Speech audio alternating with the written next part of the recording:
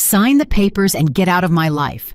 You were never anything more than furniture in this house, and furniture can be replaced." Julian Vance said those words to his wife of 11 years, then had security escort her out of their penthouse while his mistress waited in the bedroom.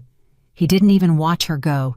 That night, Serafina Hayes walked into the rain with one suitcase and a silence so complete it frightened even the doorman who held the door.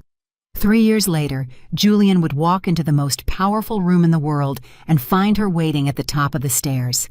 If you've ever been told you were nothing, this story is for you. Subscribe to our channel. Follow this story all the way to the end and drop a comment telling us what city you're watching from. I want to see how far this story travels. The morning Julian Vance filed for divorce, he had his assistant send Serafina a single text message. Not a phone call, not a conversation. A text typed by someone else that read, "Mr. Vance's legal team will be in touch regarding asset division. Please vacate the primary residence by 5 o'clock. Serafina read that message while sitting at the kitchen counter of the penthouse she had decorated in the city she had helped him conquer, holding a coffee mug with both hands because she needed something solid to grip. She read it twice. Then she set her phone face down on the granite countertop, finished her coffee, and began to think. She did not cry. Not yet.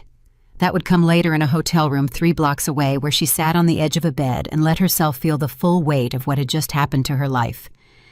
But in that kitchen, in those first 60 seconds after reading those words, Serafina Hayes did something that would define everything that came after she decided not to break. Julian had not always been this man.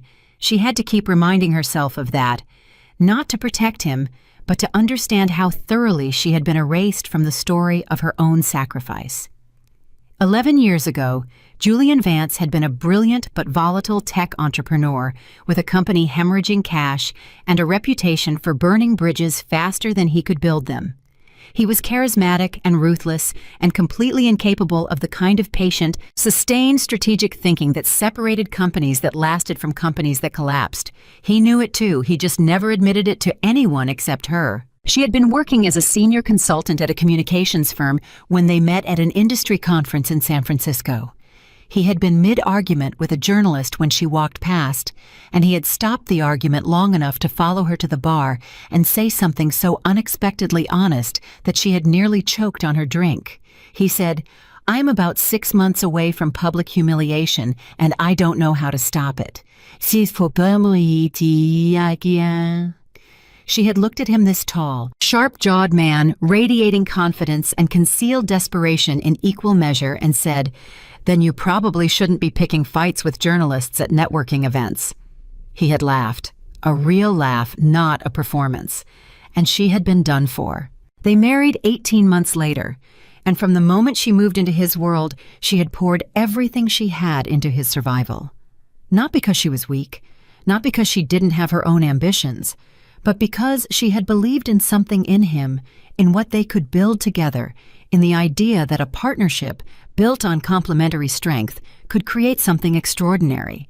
She was the architect of Julian Vance's public image. She was the strategist behind his most important acquisitions. When his board of directors nearly ousted him in 2019 after a disastrous product launch, it was Serafina who spent 3 weeks quietly meeting with each board member, listening, recalibrating, and ultimately constructing the narrative that saved his position. Julian stood in that boardroom and delivered a speech that earned a standing ovation. He had written it with her sitting on the living room floor at 2 a.m, surrounded by legal pads and cold coffee. He received all the credit. She expected none of it. That had been their arrangement, unspoken, unwritten, and she had believed understood. She was wrong about that last part. Somewhere along the way, she couldn't pinpoint exactly when Julian had begun to mistake the output of their partnership for his own individual genius. He had started to believe his own press releases, and then Isabella Brooks had appeared, 27 years old, impossibly photogenic, a lifestyle influencer with 4 million followers and no interest in quarterly earnings reports or crisis communication strategy. Isabella was everything Serafina was not performing to be. Loud, decorative, uncomplicated. She wanted Julian's money and his attention and his name in her social media captions. Julian at 46 had decided that was exactly what he deserved. The affair had lasted 8 months before Serafina confirmed it. She had known for 5 of those months, had watched the geographic pattern of his phone's location. Data had noticed the shift in his energy when he came home, or didn't. She had not confronted him immediately. She had instead begun quietly preparing. She had consulted her own attorney, not the firm Julian used, but a sharp, young litigator named Margot Chen, who worked out of a small office in Midtown and had a reputation for being devastatingly thorough.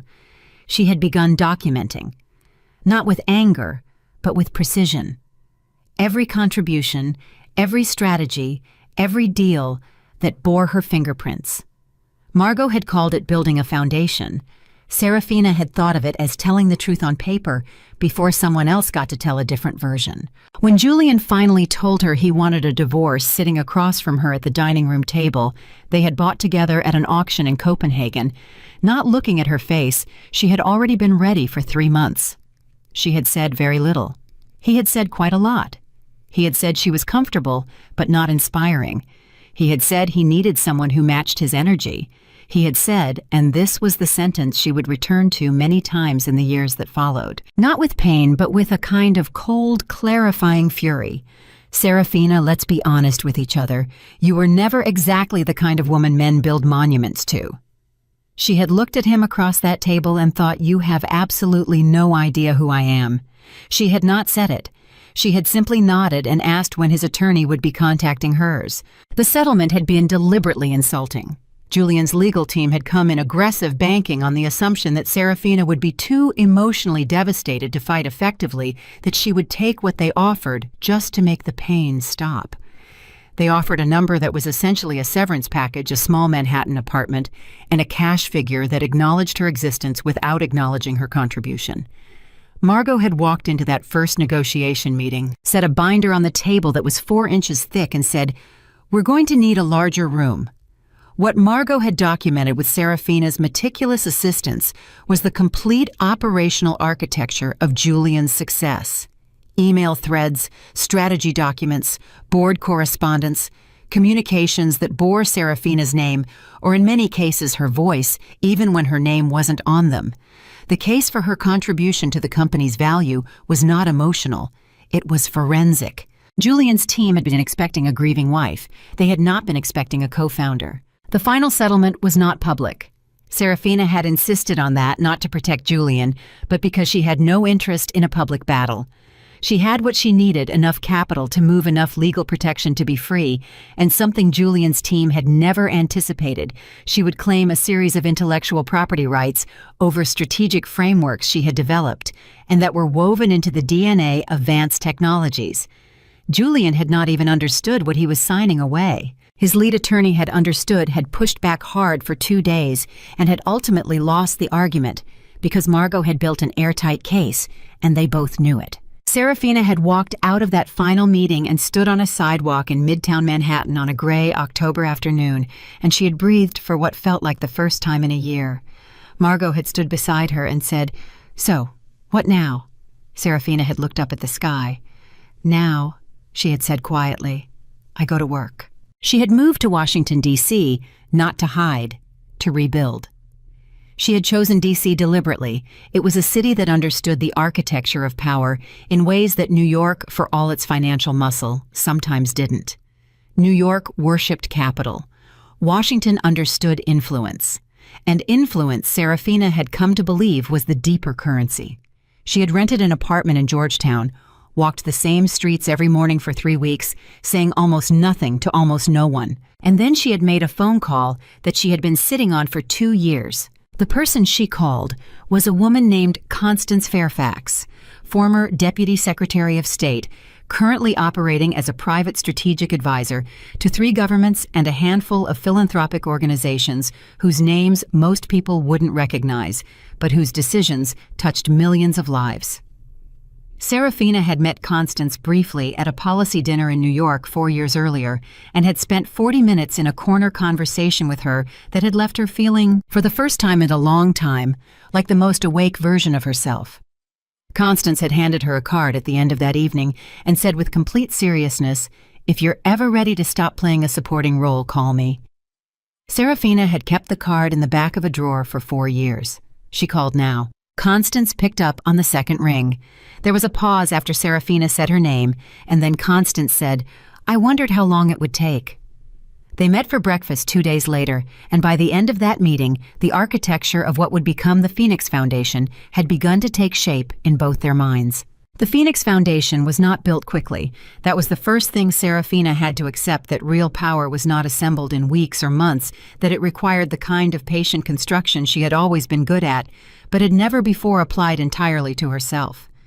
She spent the first year in Washington doing what she did best, listening, connecting, understanding the landscape. She attended events not as a tech CEO's wife, but as herself, as a strategic thinker with a particular expertise in corporate communications, crisis management, and organizational architecture.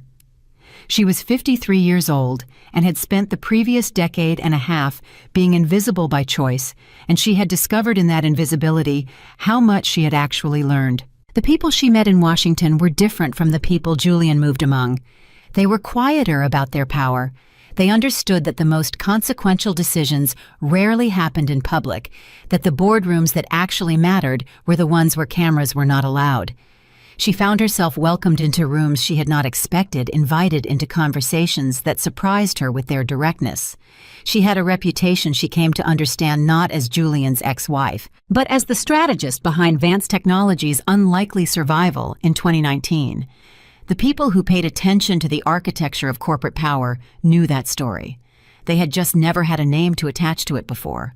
By the end of her second year in D.C., Serafina had raised the initial capital for the Phoenix Foundation from 7 private donors, none of whom required public recognition, and all of whom understood exactly what they were funding, an organization dedicated to rebuilding individuals, communities, institutions that had been hollowed out by the particular kind of exploitation that wears a respectable face.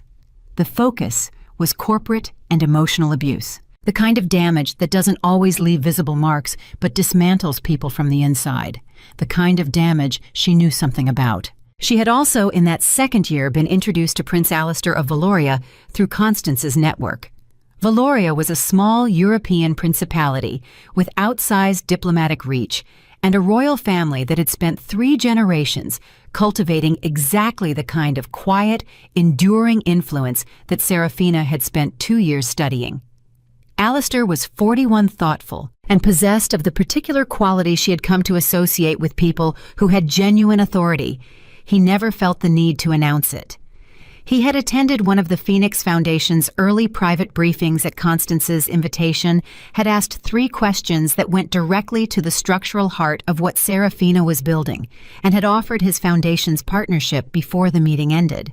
Their alliance was professional, strategic, and built on genuine mutual respect. It was, Serafina sometimes thought, the first entirely honest partnership she had ever entered. The Grand Sapphire Gala had been Constance's idea, and it was a masterstroke. Washington held charity events the way New York held fashion weeks, constantly competitively, each one trying to outshine the last. But the Grand Sapphire was different from the moment its invitations went out. The invitations themselves were objects hand-delivered, elegantly minimal, bearing only the Phoenix insignia and a date. No sponsor logos, no corporate branding. The guest list was the statement: 43 heads of state, 22 sitting members of various royal families, and a curated selection of the most consequential private sector figures in the world. People who were invited did not ask what the event was for. They understood that the invitation itself was a signal that they had been assessed, evaluated, and found relevant. Declining was possible. No one declined. Julian Vance received his invitation 6 weeks before the event. It arrived at his New York office by private courier, and his assistant had placed it on his desk with a note that read simply, "Grand Sapphire Gala, Washington, D.C., formal black tie." Julian had picked it up, noted the Phoenix insignia, which he did not recognize, and felt the familiar surge of satisfaction that came with being invited to rooms where not everyone was invited. He had handed it back to his assistant and said, "Block the date, and tell Isabella I need her in a Valentino." He had not asked who the host was. He had not thought to. He spent those 6 weeks at the height of what he believed was his peak. The Vance Technologies merger he had been engineering for 18 months was 48 hours from closing a deal that would make him, by most calculations, untouchable in the American tech sector. Isabella had been particularly attentive that week, filming content at their apartment, tagging him in stories that his publicist had coached her to frame as a power couple narrative. He had given 2 television interviews. He had appeared on the cover of a business magazine with a headline about disruption and vision. He felt standing in front of his bathroom mirror on the morning of the gala, like a man who had correctly ordered the universe around himself. He did not know, because he had not thought to investigate, that the Phoenix Foundation had quietly contacted 3 of the 7 major investors in his pending merger 6 weeks earlier.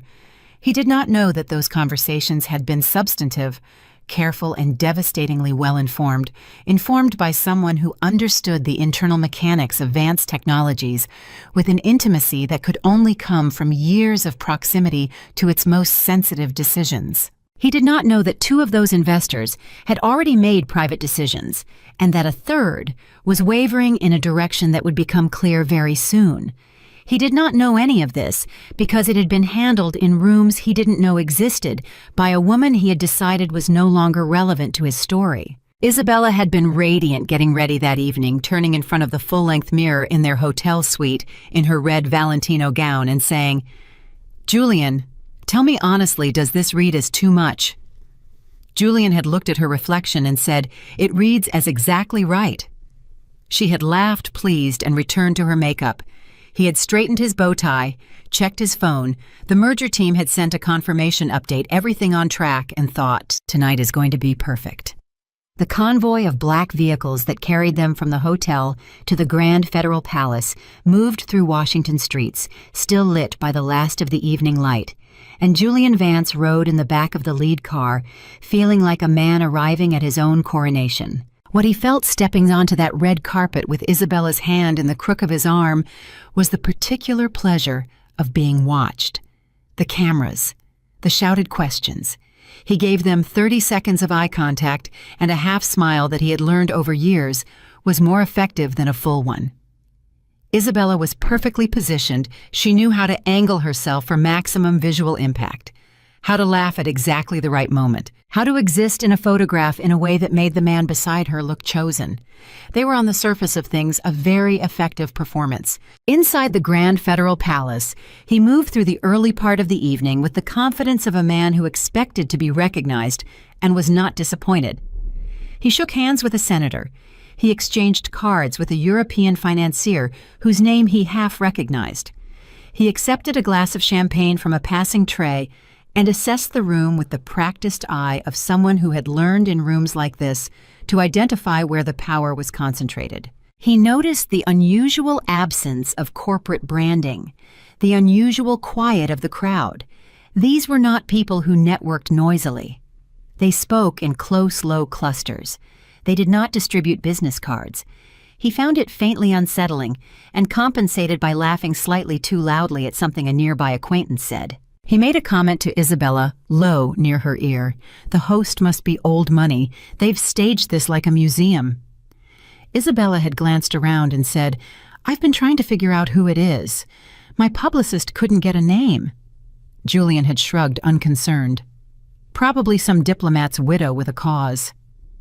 Isabella had nodded and reached for another glass of champagne. Neither of them thought further about it. The evening continued. The dinner was impeccably executed.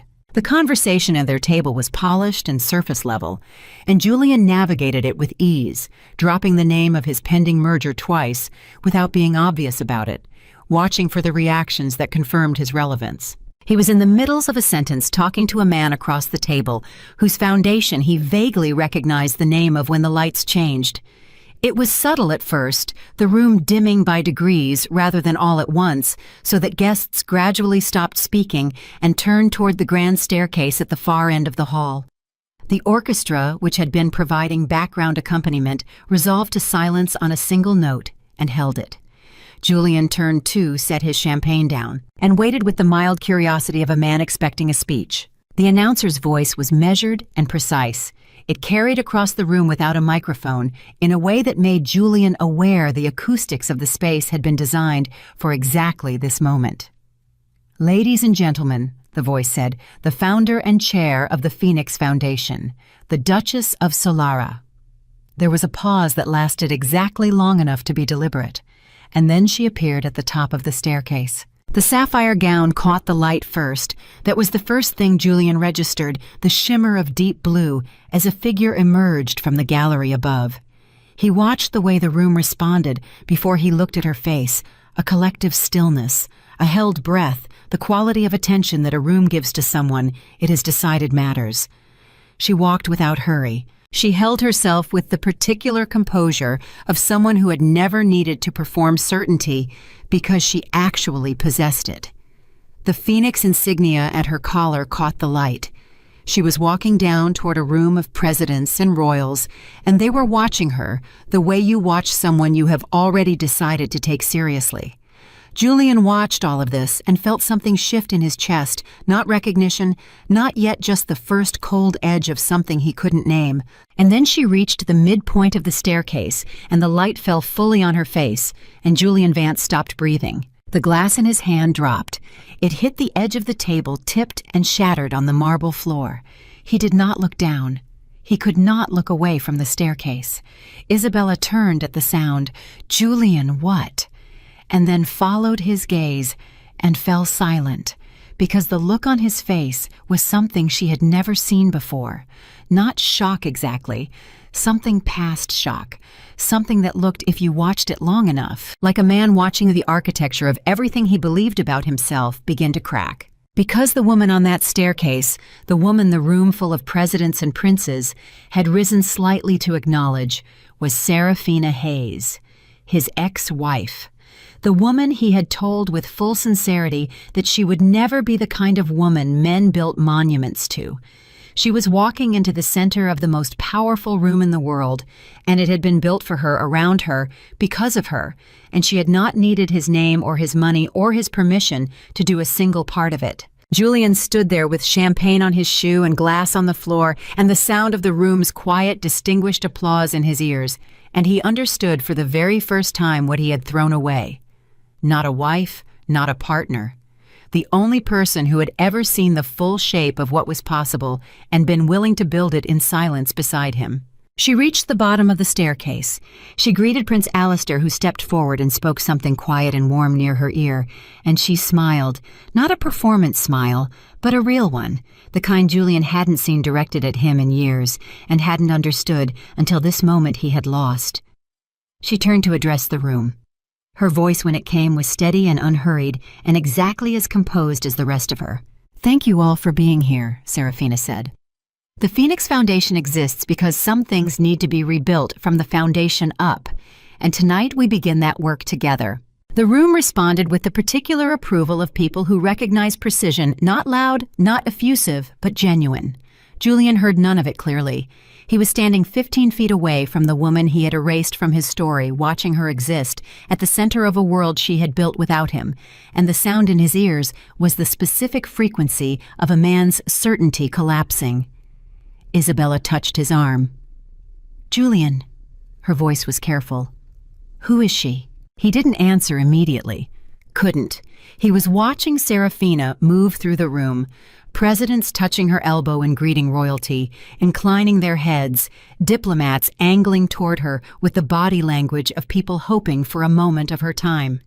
She was not performing power. She was exercising it, which is a completely different thing, and he had once been close enough to the difference to understand it and had chosen not to pay attention.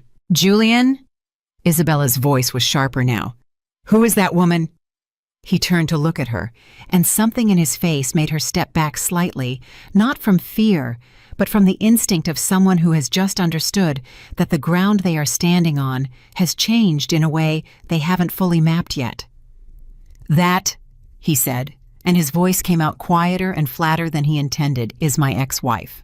The silence that followed between them lasted 4 seconds.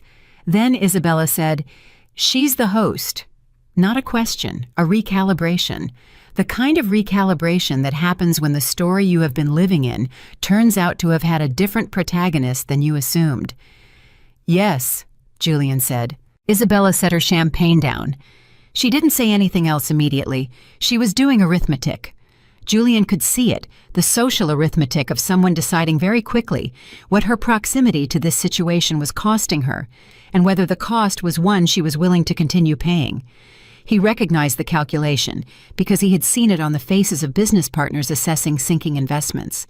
He had just never expected to be the investment in question. Across the room, Serafina had not looked at him, not once in all the time since she had descended that staircase. She had moved through the space with a completeness of attention to others that felt from where Julian stood less like avoidance and more like simple irrelevance. He did not exist in her field of focus because he was not a factor in her calculation.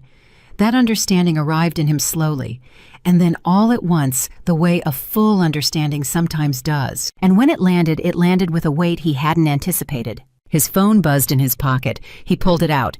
A message from his chief financial officer, Marcus Reed, sent to the executive thread. Getting unusual signals from the Hartwell and Park side. Can someone check in on their status tonight? Julian stared at the message. Hartwell and Park were 2 of the 7 institutional investors committed to the merger.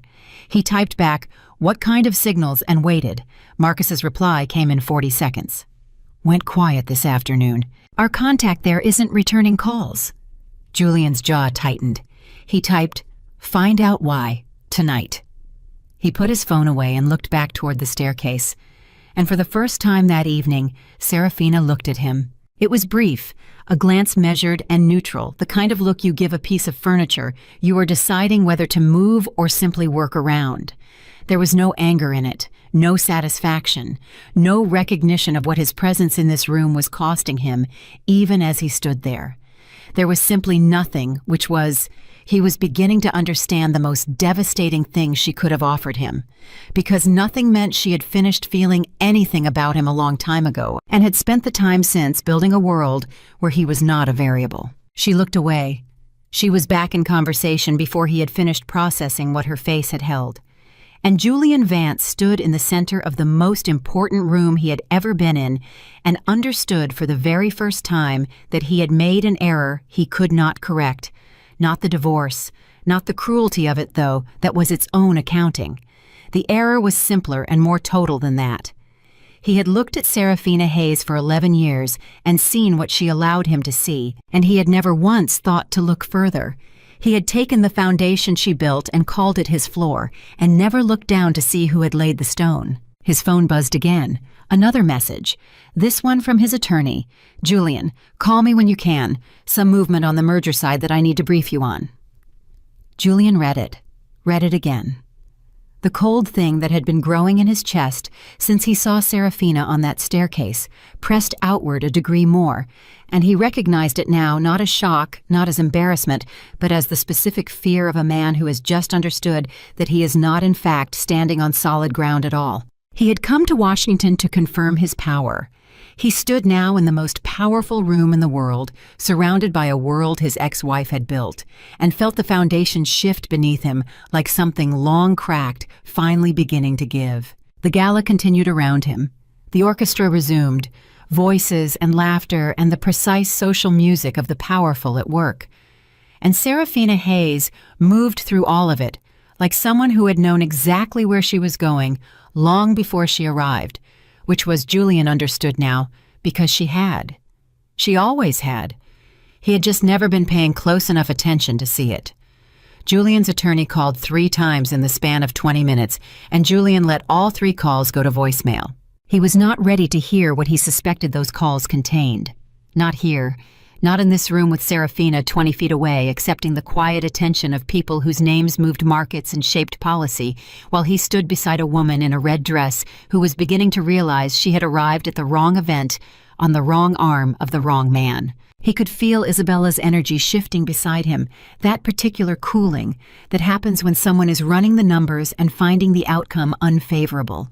She had not touched his arm again since he told her who Serafina was. She had refilled her champagne glass twice. She was watching the room the way people watch rooms when they are trying to determine the fastest, socially acceptable route to the exit. Julian put his phone back in his pocket and straightened his jacket and decided to do the thing he had always done when a situation moved outside his control. He decided to impose himself on it. He took a step toward the center of the room, then another. His stride was deliberate, the walk of a man who has convinced himself that confidence is a form of protection. Around him, the Gala continued its elegant motion, small clusters of conversation, the soft percussion of crystal, the low orchestral undercurrent that made everything feel, despite the weight of the people present, like a dream you couldn't quite grip. He moved through it until he was 12 feet from Serafina, who was in conversation with a silver-haired man in a European diplomatic sash, and then he stopped, because he didn't know what he intended to say. He had taken these steps on instinct, propelled by the residual momentum of a man who had spent years walking into rooms and expecting them to reorganize around his arrival. But Serafina did not reorganize. She continued her conversation, and she did not look up. And the European diplomat gave Julian the brief, courteous, entirely dismissive glance that powerful men give to people who enter their peripheral vision without introduction, and then looked back at her. Julian stood there for 4 seconds that felt like 4 minutes, then turned and walked back to where Isabella was standing. She watched him return with an expression he couldn't quite read, which was unusual. Isabella's face had always been an easy text for him. "That went well," she said. Her voice was flat. Julian reached for a glass from a passing tray and said nothing. Isabella looked at her phone, then back at him. "My publicist just texted me," she said. "She says this gala is the Phoenix Foundation's official launch event. She says the foundation has been tied to major investor relationships across the Atlantic corridor." She paused. "She also says the founder has been on the covers of 3 European financial publications in the last year." Another pause, shorter. "Did you know that—" Julian drank. "No," he said. Isabella looked at him for a long moment. "How well did you know her?" she asked. "When you were married." Julian set his glass down. "Well enough," he said. Isabella nodded slowly. "Right," she said, and the word carried in it a complete sentence that she had chosen with unusual restraint not to finish out loud. His phone buzzed again. This time it was Marcus, his CFO, and the message was 3 words: "Call me now." Julian read it, felt the cold thing in his chest tighten another degree, and typed back, "In a meeting, 5 minutes." Marcus replied in under 10 seconds, "It can't wait." Julian looked up from his phone. Serafina was now speaking with Prince Alistair, who had appeared at her shoulder with the ease of someone stepping into a space that had been held for him. The prince was perhaps 10 years younger than her, and the quality of attention he directed at her was not the attention of ceremony. It was the attention of genuine regard, the specific focus of someone who finds the person they are speaking with irreplaceably interesting. Julian watched them for 3 seconds and looked away. He stepped into a quieter corridor off the main hall and called Marcus. Marcus picked up immediately. "Tell me you're somewhere you can talk." Julian said, "I'm at the gala. What's happening?" There was a pause on Marcus's end that lasted long enough to be its own answer. Then Marcus said, "Hartwell and Park have both notified us of intent to withdraw from the merger." Julian's grip on the phone tightened.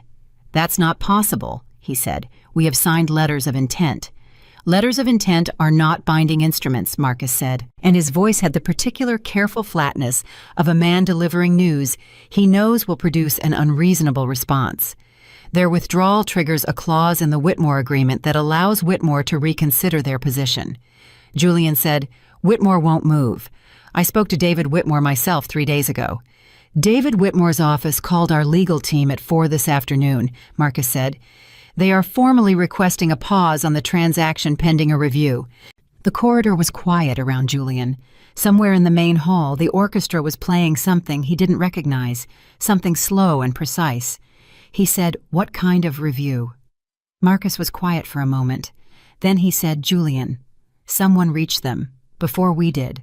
Someone who understood the internal structure of our deal at a level that isn't public information." Julian's jaw set hard. He said very slowly, "What did they say to them?" Marcus said, "We don't know exactly." But Hartwell's representative used a phrase in their withdrawal notice. They said they had concerns about the foundation of the transaction. The word foundation landed between them like something dropped.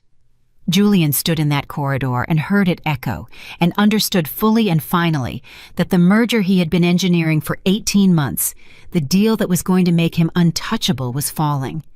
And he understood, with a certainty that arrived not as a thought, but as a physical fact, who had reached those investors before him, who had known the internal structure of his deal with an intimacy that only years of proximity could provide, who had spent 3 years quietly building exactly the kind of influence that could dismantle him without ever raising her voice. He said, "Marcus, keep this inside the executive team tonight. Don't let it reach the press."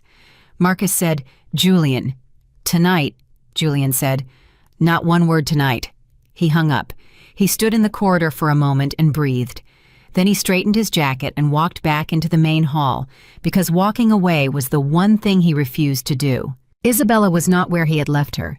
He scanned the room and found her on the far side of the hall in conversation with a young journalist he half recognized from a tech media outlet, and the angle of her body and the quality of her laughter told him she was doing what Isabella did when she sensed a better situation nearby. She was repositioning. He registered this and filed it without giving it the emotional bandwidth it might have claimed an hour ago.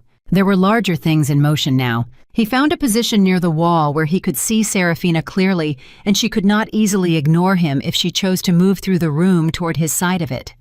He waited. Around him, the Gala moved with the kind of fluid, purposeful ease that only happens when every element of an event has been planned with absolute precision. Nothing improvised. Nothing left to ambient chance. He had produced events before. He knew what this level of execution required. He had not, until this evening, thought to wonder who had taught him to recognize it. She came toward his side of the room 20 minutes later. Not because she was coming for him, he understood that, but because the natural circulation of the event was carrying her in this direction. She was in conversation with a woman he didn't recognize, early 60s, impeccably dressed with the bearing of someone accustomed to shaping rooms from within them. They were speaking with the ease of close professional intimacy. Julian waited until Serafina was 10 feet away, then stepped forward. "Serafina," he said. Just her name. He said it the way you say someone's name when you need them to stop and acknowledge that you are real. She stopped. She looked at him. And the expression on her face was the thing that broke something in him. Not anger, not satisfaction, not even surprise. She looked at him with the mild, composed attention you give to something that requires brief acknowledgement before you return to what actually matters. She said, "Julian," not a greeting, a confirmation of his existence, nothing more. He felt it like a physical thing. The woman beside her glanced between them with the alert, careful neutrality of someone who has assessed a situation in under 3 seconds and decided to wait. Serafina said to her, "Give me just a moment, Constance." The woman, Constance, nodded and moved a few steps away with the grace of someone who knows exactly what they are and are not needed for. Julian stepped closer. He said quietly, "How long have you been planning this?" Serafina regarded him without hurry. "Planning what?" "Specifically." Julian's jaw tightened. "The foundation, the investors, all of it." Her expression did not change. "The foundation has been in development for 2 years," she said. "It's not a secret. It's been covered extensively in the European financial press." He said, "You know what I'm asking?" She held his gaze. "Yes," she said, "I do." She let that sit for a moment. Then she said, "You're welcome to read our public filings, Julian. They're comprehensive." He stepped closer. Not aggressive, he was aware of the room, aware that every person of consequence in the world was within eye-line aware that whatever happened in the next 30 seconds would happen in front of an audience whose opinion of him had professional weight. He said the merger, just those 2 words. She said nothing. He said, 3 investors. You reached them. She tilted her head slightly. "I've had many conversations with many people over the past 2 years, she said. "That's rather the nature of building an organization of this kind." He said, "They were committed, Serafina, signed." She said, "People update their commitments when they receive new information." Her voice was even and unhurried and completely, utterly calm. "What information?" he said. She looked at him for a moment with something that was not quite pity and not quite indifference, but lived in the territory between them. The truth, she said, about the foundation of the transaction. She used the word deliberately. He heard it. "You did this to destroy me," he said. The words came out quieter than he intended. She said, "No," simply, flatly, without decoration. "Then what?" he said. She said, "I did what I've always done, Julian. I assessed a situation, understood its structure, and communicated accurate information to people who deserved to have it before making consequential decisions. That's not destruction. That's due diligence." He stared at her. She held his gaze without difficulty, without the strain of someone managing anger, without the deliberate blankness of someone suppressing feeling. She simply looked at him the way you look at a chapter of your life that you have already finished reading. He said, "You haven't changed." She almost smiled. "I've changed entirely," she said. "That's rather the point of the evening." Constance appeared at her shoulder. "Serafina the ambassador is ready for you." Serafina said, "Of course." She looked back at Julian. "Enjoy the rest of the evening," she said in the tone of someone who does not particularly care whether you do or don't. Then she turned and walked back into the room with Constance, and the two of them were in conversation before she had taken 5 steps, and Julian watched her go and felt the specific quality of being irrelevant to someone who had once chosen to build their world around you. He stood there for a moment. Then his phone buzzed. Another message from his attorney. "Julian, I need to speak with you tonight. The Whitmore situation has escalated." He read it and put his phone away and looked around the room at the room Serafina had built, at the people she had convened at the alliance she had assembled from the wreckage of what he had done to her, and thought for the first time with full clarity about the morning he had sent that text message. Not his message, his assistant's, not even the dignity of his own words. A severance notice dressed as a legal formality sent from a device he hadn't touched to a woman who had spent 11 years holding the architecture of his life together with both hands. He had called her furniture. He had said that to her face across a table in Copenhagen they had bought together, and she had looked at him with those eyes and said nothing, because she had already decided that the response she was going to give him would not come in words. It would come in the form of 3 years of work in a city he had dismissed. It would come in the form of a foundation that bore no trace of his name, but carried the full weight of everything she had learned beside him. It would come in the form of a sapphire gown on a staircase in Washington, D.C., and the face of a room full of presidents turning toward her like a room of sunflowers finding the light. Isabella appeared at his side. She had returned, though her energy had changed again, sharper, now pointed with a question she was trying to decide whether to ask. He preempted her. "I know," he said. She said, "What do you know?" He said, "That you're doing the math." She said nothing for a moment. Then, "She built all of this." Not quite a question. He said yes. Isabella said, "While she was married to you." He said no, after. Isabella absorbed that. "In 3 years," she said. Julian said, "Yes." Another silence. Isabella said, "Julian." He looked at her. "What did you do to her?" The question landed with a simplicity that hit harder than elaboration would have. He didn't answer. He didn't need to. The fact of his silence was its own full response, and Isabella, who was many things but not unintelligent, heard it clearly. She took a small breath. "I'm going to find the ladies' room," she said. She walked away. He watched her go and understood that this departure was different in quality from all her other movements through the room that evening. This one had the weight of a decision in it. His phone rang. Marcus again. He answered it. "Tell me," he said. Marcus said Whitmore just formally suspended the transaction. In writing, time-stamped 40 minutes ago. Our counsel received it during the dinner. Julian closed his eyes briefly, opened them. "And the others?" Marcus said, "Hartwell is out. Park is out. We have Morrison and the 2 Pacific Basin funds remaining." Julian said, "Is that enough to hold the structure?" Marcus was quiet for a long second. "Technically," he said, "yes. Practically, the signal this sends to the market when it breaks tomorrow morning is going to require significant management." Julian said, "It's not breaking tomorrow morning." Marcus said, "Julian." His voice had the quality of a man who has just been asked to stop a tide with his hands. "I can hold the press until 10, Marcus said, After that, I cannot make guarantees." Julian said, "Hold it." Marcus said, "I'll do what I can." He hung up. Julian stood with the phone in his hand and looked across the room. Serafina was at the center of a small group. The ambassador Constance had mentioned Prince Alistair, and two others he didn't recognize.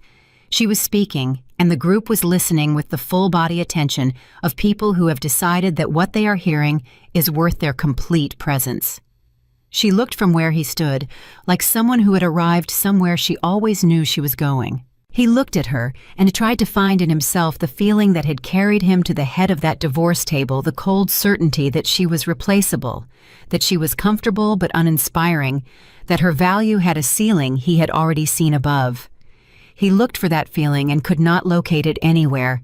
It had evaporated sometime in the last 2 hours, dissolved by the evidence of this room and every person in it, and the woman who had built the whole architecture from nothing but her own intelligence and patience, and the particular fury of someone who has been told they are nothing and has quietly, methodically decided to prove the precise opposite. Across the room, he watched Prince Alistair lean slightly toward Serafina and say something. She laughed. It was the real laugh, the one he had heard at the beginning in San Francisco, the one he had been the cause of once and had stopped noticing somewhere along the way and had subsequently inexplicably stopped trying to earn. The sound of it reached him from across the room like something from a different version of his life. He turned away from it. He found a chair near the edge of the hall and sat down, which was not something Julian Vance typically did at events. He stood, he moved, he engaged. Sitting was concession. But his legs had made a decision that his ego had not caught up with yet, and he sat and he held his phone, and he thought about the morning, 3 years ago, when his assistant had sent that text, and he had not considered it worth his own attention to deliver the message personally. He thought about the board meeting in 2019 and the speech he had delivered, and the standing ovation, and the private certainty he had held in his chest that it had been his own thinking, his own instinct that had pulled the situation back from the edge. He had not been lying to himself exactly.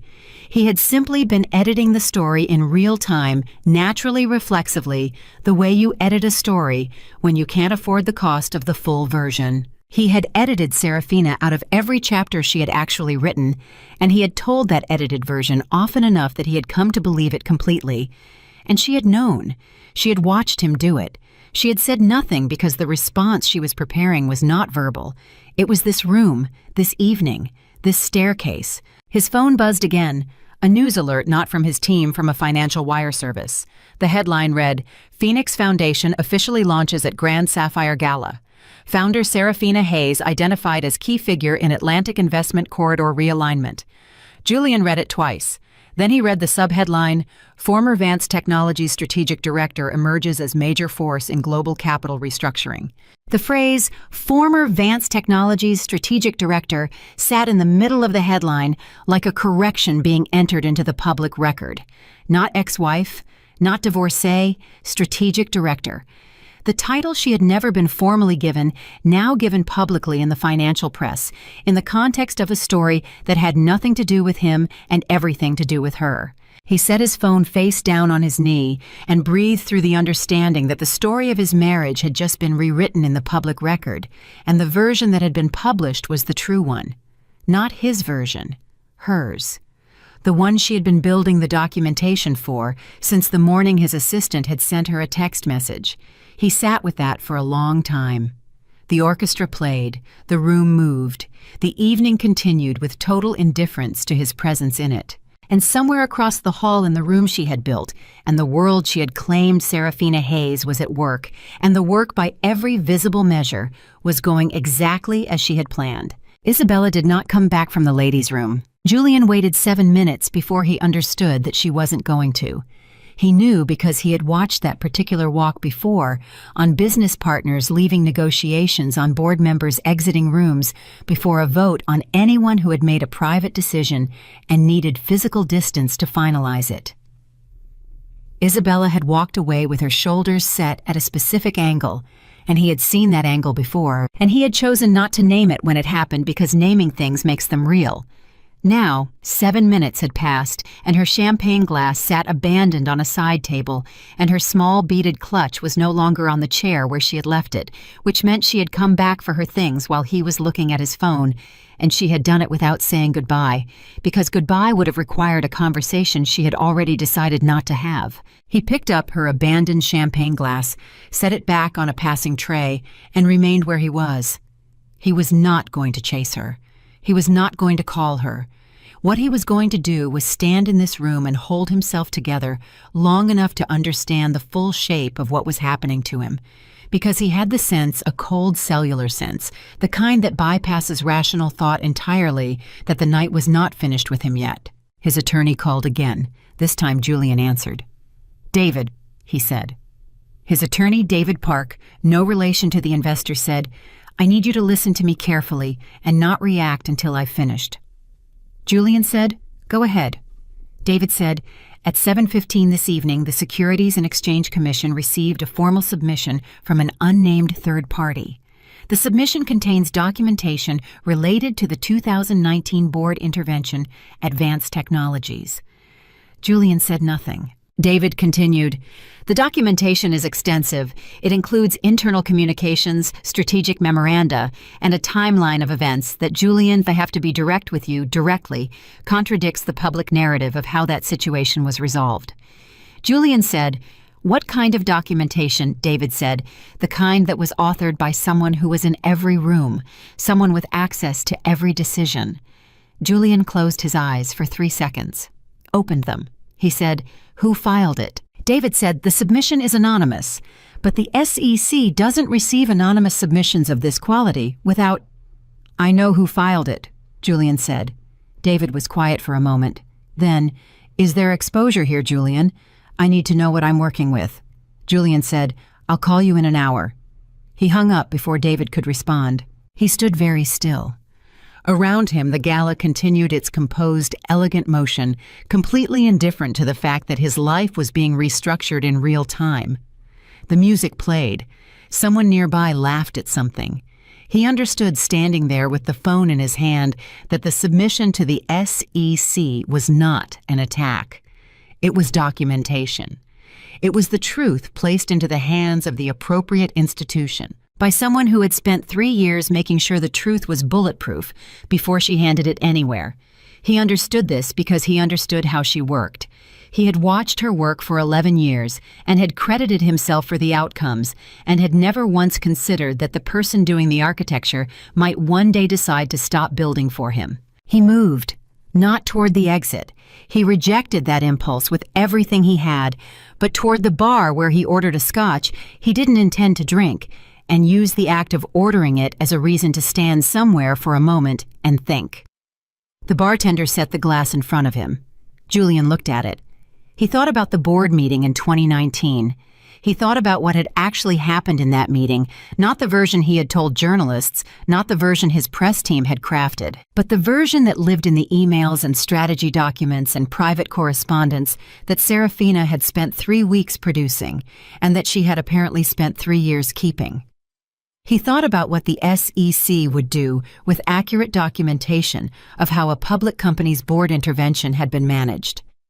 He thought about the word exposure in his attorney's voice and the specific register of controlled alarm that David Park had spent 20 years perfecting and had just, for the first time in Julian's experience, failed to fully conceal. The scotch stayed untouched.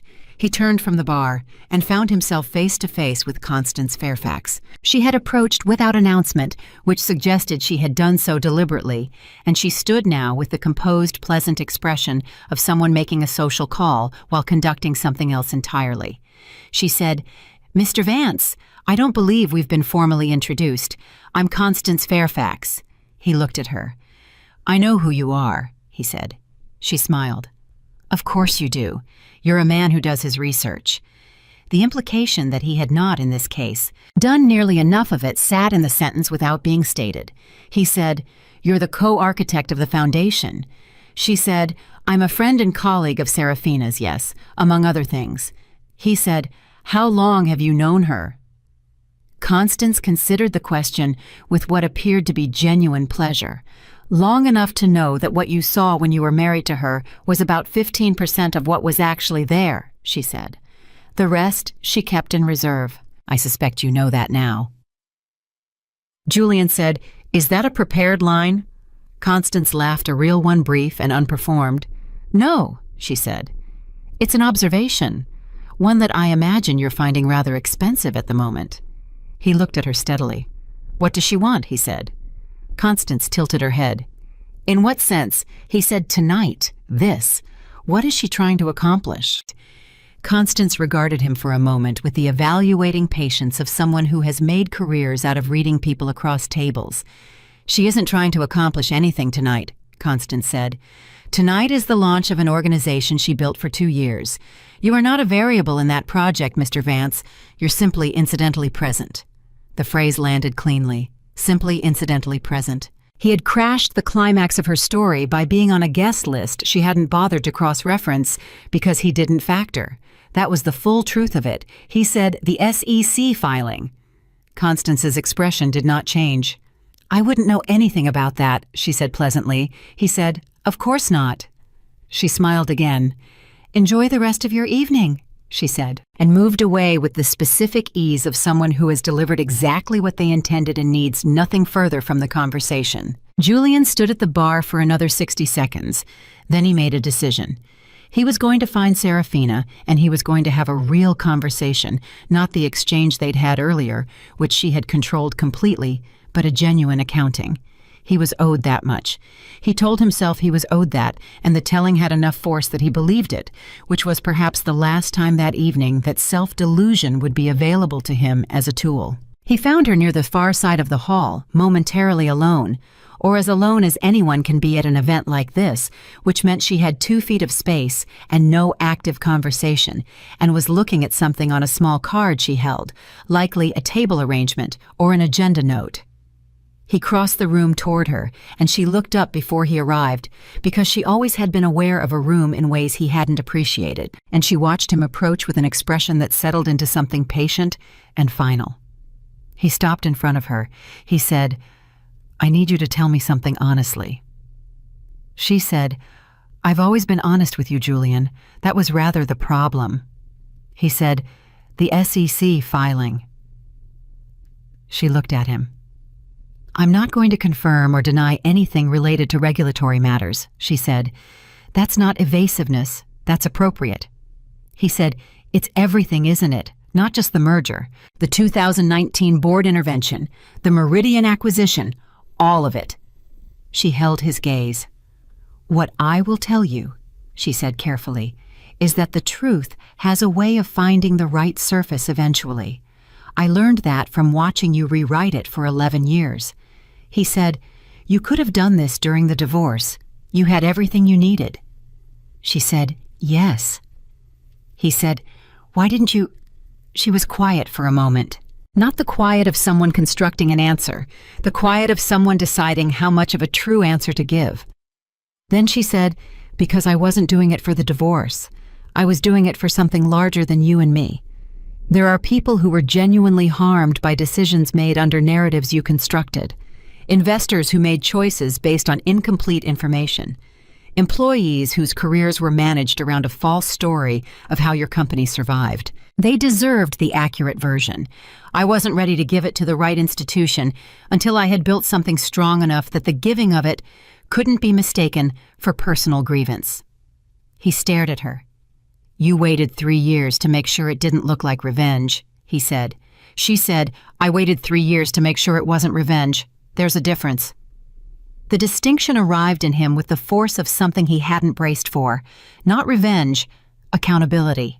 Chosen and executed with the patience of someone who understood that the difference between the two was not just moral, but strategic.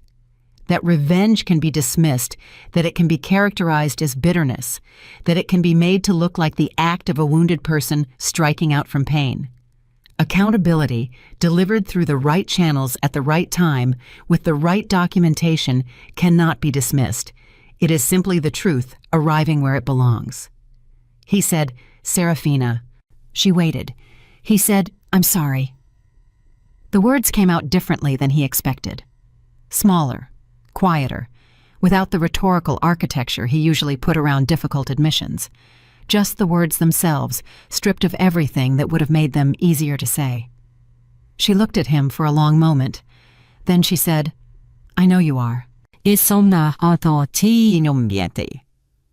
said it without warmth and without cruelty, and with the complete steadiness of someone who has spent a great deal of time arriving at a place where an apology neither heals nor reopens anything. "That doesn't change what's happening tonight," she said. He said, "I know." She said, "Good." She put the card she had been holding into a small pocket and straightened slightly. "Then we understand each other," she said. "I think you should call your attorney." He said, "I already have." She said, "Call him again." And there was something in the way she said it, not gloating, not warning exactly, but the matter-of-fact directness of someone who knows the shape of what's coming and sees no reason to obscure it, that made the cold thing in his chest press outward hard enough that he had to consciously hold his expression still. He said, "What else is there?" She looked at him, and the look was the most honest thing that had passed between them all evening, maybe in years. She said, "There's always more, Julian. You built a company on incomplete accounting. Tonight is when the rest of the ledger comes due." She turned. He said, "Serafina." She paused, but didn't turn back. He said, "Was any of it real, what we had?" The question came out before he had decided to ask it the way questions do when the careful management of self-presentation finally overloads. She was quiet for a moment. Then she turned halfway and looked at him over her shoulder and said, "All of it was real. That's what made it worth being honest about." She walked away. He watched her go. Prince Alistair stepped into her path from the right, and they fell into conversation without breaking stride. And within 15 seconds, she was in the center of the room again, and the room was reorganizing around her the way rooms do around people who actually belong in them. And Julian was standing at the edge of it all, watching the reorganization happen and understanding that he had no part in it. He called David. David answered on the first ring. "Talk to me," Julian said. David said, "The SEC submission is authenticated. They've opened a preliminary inquiry." Julian said, "How preliminary?" David said, "Preliminary enough that nothing is public yet. Not preliminary enough that I'm comfortable with our position." Julian said, "What do we need to do?" David said, "Cooperate fully, immediately. Any attempt to manage the narrative before we understand the full scope of what they have is going to make things significantly worse." Julian said, "What do they have, David?" David took a breath. Based on the summary our contact provided, they have the 2019 board communications in full. They have the Meridian acquisition correspondence. They have what appears to be a complete strategic record of the period between 2016 and 2022, documented by someone with primary access to all internal processes. He paused. "Julian, someone gave them 6 years of the inside of your company." 6 years.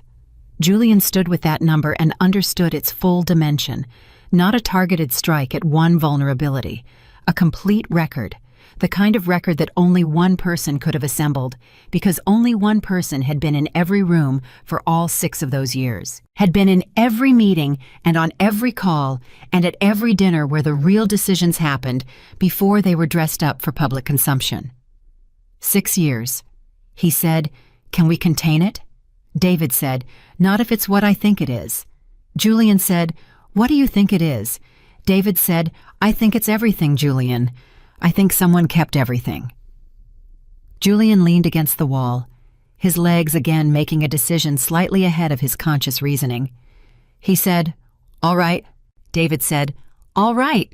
Julian said, "Start the cooperation process, whatever they need. Don't fight it." There was a pause. "That's yes," David said, and the relief in his voice was the involuntary relief of an attorney whose client has for once made the correct decision. "That's absolutely the right call." Julian said, "I know." He hung up. He stood against the wall and let himself feel for the first time that evening the full, unmediated weight of what was happening. Not the managed version. Not the version he would eventually tell a journalist or a board or a biographer. The actual version. He had built a company on a foundation that was not entirely his, and he had chosen, when that foundation asked to be acknowledged, to call it furniture and have it removed. And the foundation had walked out with 11 years of documentation in her head, and 3 years to decide what to do with it, and the patience and intelligence and strategic clarity to do it in a way that was unassailable. He had dismissed her, and she had built an empire. He had called her replaceable, and she had made herself irreplaceable to the most powerful people in the world. He had told her she was nothing without him, and she had used that as a starting line. Across the room, someone was laughing. He looked up. It was Serafina, that real laugh again. The one that had once been his, directed now at something Prince Alistair had said, and the prince was smiling the smile of a man who finds the person beside him genuinely, effortlessly delightful. Julian watched it and felt something move through him that was not quite jealousy and not quite grief, but lived somewhere in the overlap of the two. The specific feeling of watching someone be happy in a way that you are responsible for making possible, because you forced them to leave the place where they were diminishing, and the happiness they found on the other side is real and full and entirely independent of you. His phone buzzed. A news alert, not Financial Wire. This time a general news service, Grand Sapphire Gala Phoenix Foundation founder Serafina Hayes emerges as Washington's most consequential new power player. Mom shaky saying. Julian read the headline. Read it again. Then he read the first paragraph the reporter called her, brilliant, called the foundation's launch, the most significant philanthropic debut in Washington in a decade, called Prince Alistair's attendance a signal of European royal endorsement of her work. Her name was in the headline. His was nowhere in the article, not as context, not as history, not even as a footnote. She had been erased from his story so thoroughly, for so long, that the press had simply written the correction his name had never been part of her story to begin with. Or if it had, it no longer was. He put his phone in his pocket. He straightened his jacket. He looked around the room at the presidents and the royalty and the diplomats and the architects of global influence, and he understood that he was the least important person in it, not because he lacked power, but because the power he had was no longer the kind that this room ran on. This room ran on something he had spent 11 years living beside and had never learned to respect. It ran on integrity. On the slow, patient, unspectacular work of building things that actually lasted. On the willingness to tell the truth, even when the truth was expensive. On the kind of character that holds its shape under pressure because it was built from the inside out, not dressed up from the outside in. He had had access to all of that. He had slept beside it for 11 years. He had sat at the same table with it and eaten the same meals and breathed the same air, and he had chosen with full agency to call it ordinary, to call it replaceable, to send a text message drafted by someone else on a gray October morning and count it as sufficient accounting for everything she had given him. He stood in that room with that understanding sitting fully in his chest, and for once in his life, Julian Vance had absolutely nothing to say. The gala was winding toward its final hour when Julian's phone rang with a number he didn't recognize. He almost didn't answer it. He was standing near the corridor where he had taken Marcus's call earlier, back against the wall, doing the thing he had been doing for the last 40 minutes, holding himself very still, while the world he thought he had built continued its quiet, systematic collapse around him. But something made him look at the number twice, and something in the unfamiliar area code triggered a recognition he couldn't place, and he answered it. The voice on the other end said, "Mr. Vance, my name is Richard Hollis. I'm a senior correspondent with the Financial Chronicle." Julian said, "How did you get this number?" Hollis said, "I've had it for 2 years. I've been waiting for the right story to use it on." Julian said, "Whatever you're calling about, you need to speak with my communications director." Hollis said, "I've already spoken with your communications director. She referred me to your attorney. Your attorney referred me to your CFO. Your CFO stopped answering 20 minutes ago." He paused. "Mr. Vance, I'm going to publish a story tomorrow morning. I wanted to give you the opportunity to respond before it goes to print." Julian said, "What story?" Hollis said, "The Phoenix Foundation's launch tonight has generated significant interest. In the course of our coverage, we've confirmed several things that we believe are of material public interest. He paused. The pause of a journalist who has learned to let silence do pressure's work. The first is that Serafina Hayes, formerly identified publicly only as your ex-wife, served as the primary strategic architect of Vance Technologies for a period of no less than 6 years. The second is that the 2019 board intervention, which was publicly attributed to your individual leadership, was in fact designed and executed by her. The third, Julian said, "Don't." Hollis said, "Mr. Vance." Julian said, "I said don't." There was a pause. Then Hollis said more quietly, "The third is that the SEC has opened a preliminary inquiry into financial disclosures made during the period in question. I'm not asking you to confirm the inquiry. I'm asking for your response to the attribution question." Julian said nothing for a long moment. The music from the main hall reached him through the corridor wall, muted and continuous. He thought about what David had said. Cooperate fully, don't fight it. He thought about Serafina's face when she said there's always more, Julian. Tonight is when the rest of the ledger comes due. He said, "You can quote me as saying that Serafina Hayes was an exceptional partner during our marriage and that her contributions to the company were significant." Hollis said, "Is that the full statement?" Julian said, "That's the statement." Hollis said, "Mr. Vance, I'll be direct with you. The documentation we've reviewed suggests that significant contributions substantially understates the situation. Would you like to revise?" Julian closed his eyes briefly. "No," he said. "That's my statement." Hollis said, "Thank you for your time." He hung up. Julian stood in the corridor and understood that the story was going to run regardless that his statement was going to sit beside Serafina's documented reality like a footnote next to a chapter, and that the distance between what he had said and what the record showed was going to be visible to every person who read it. He put the phone in his pocket and pressed the back of his head against the wall and breathed.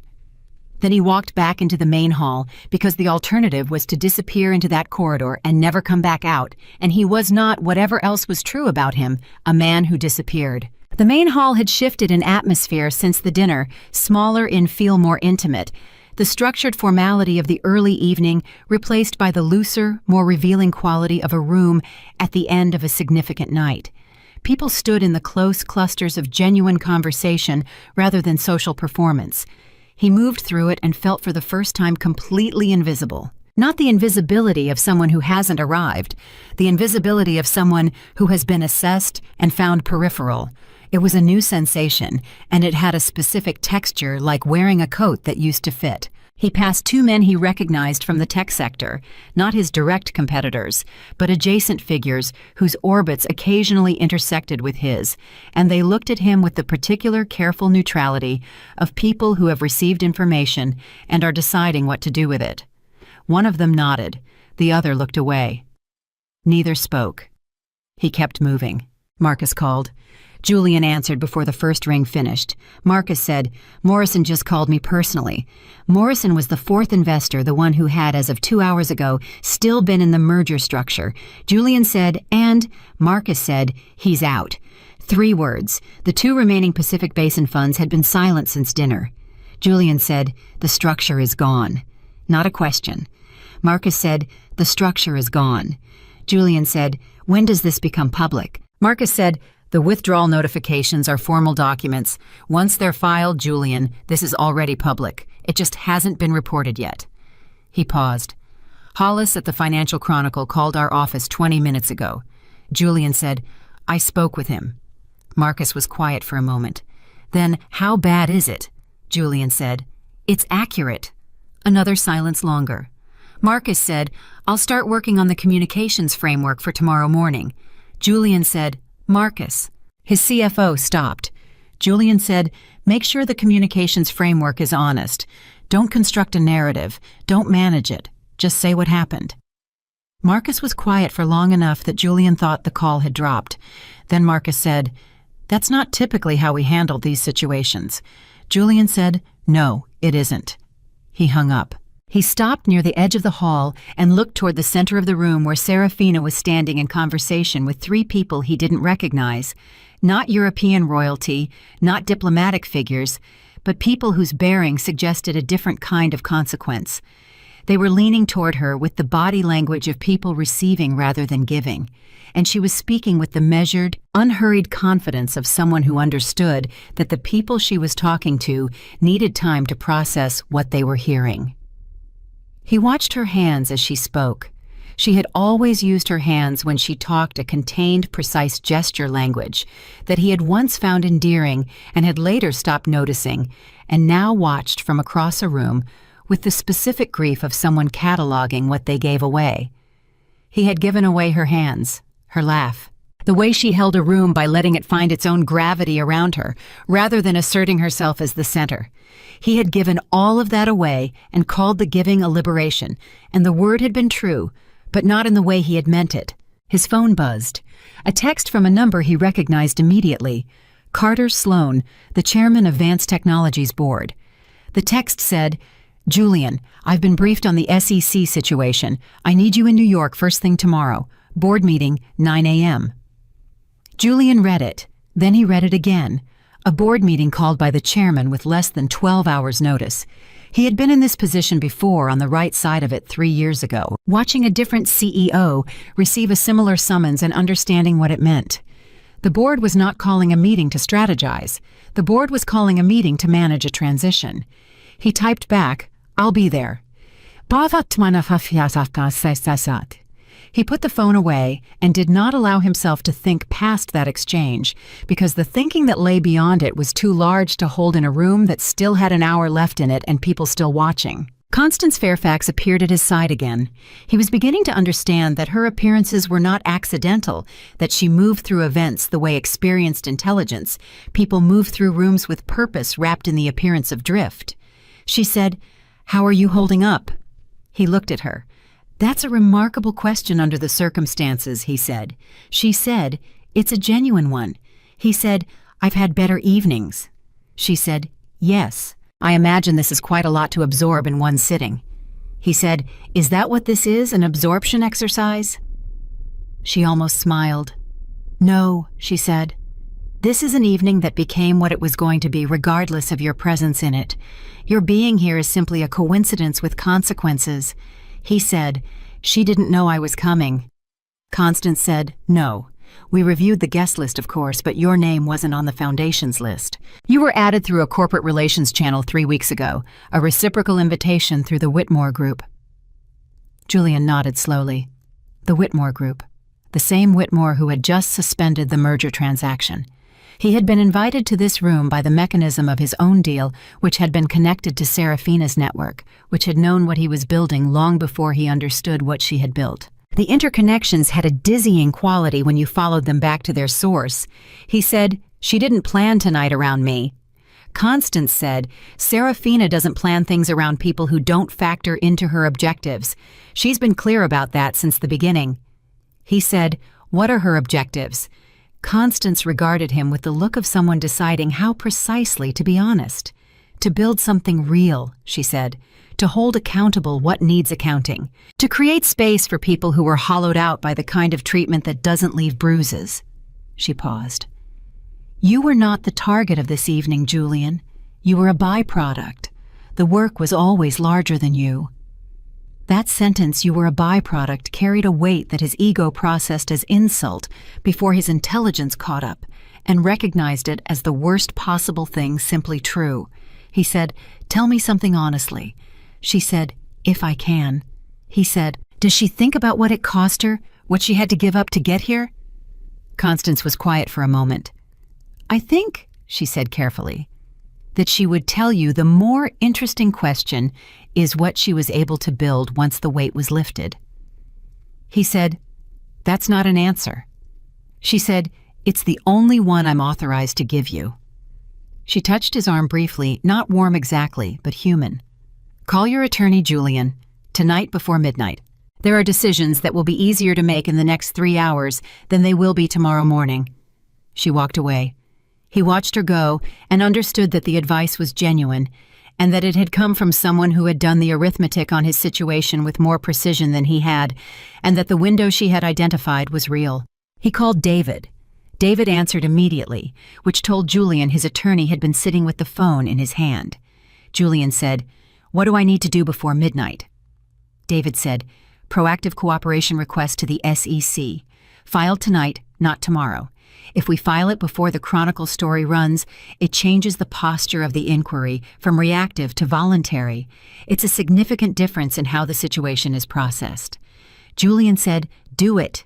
David said, Julian, if we do this, if we file voluntary cooperation tonight, it will be public record by morning. There will be no narrative management possible after that. The situation will be exactly what it is in plain language in front of everyone. Julian said, I know. David said, you understand what that means for the board meeting tomorrow. Julian said, I know what it means. David said, all right. His voice had the quality it had earlier, that involuntary relief. All right, Julian. I'll file it in the next 90 minutes. Julian said, make sure it's complete. Don't qualify anything. Don't soften anything. If the documentation she submitted is accurate, match it. David was quiet.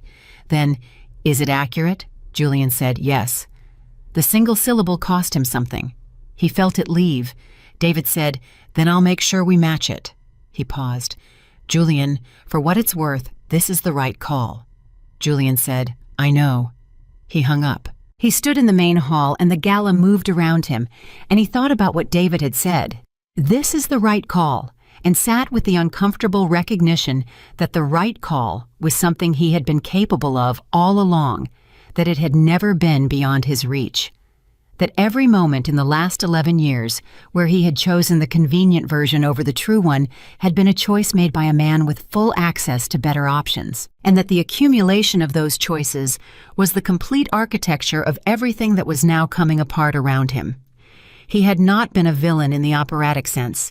He had been something more common and more damaging, a man who had found it easier to edit the truth than to tell it, and who had chosen, when confronted with a person honest enough to be worth respecting, to call that honesty ordinary instead. He looked across the room one more time.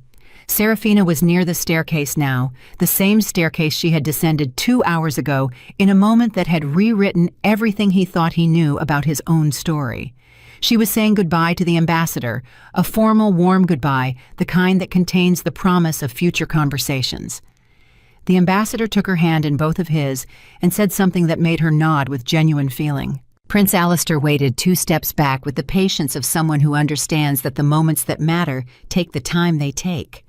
When the ambassador moved away, Alistair stepped forward and said something quiet, and Serafina tilted her head and responded, and they stood like that close, easy.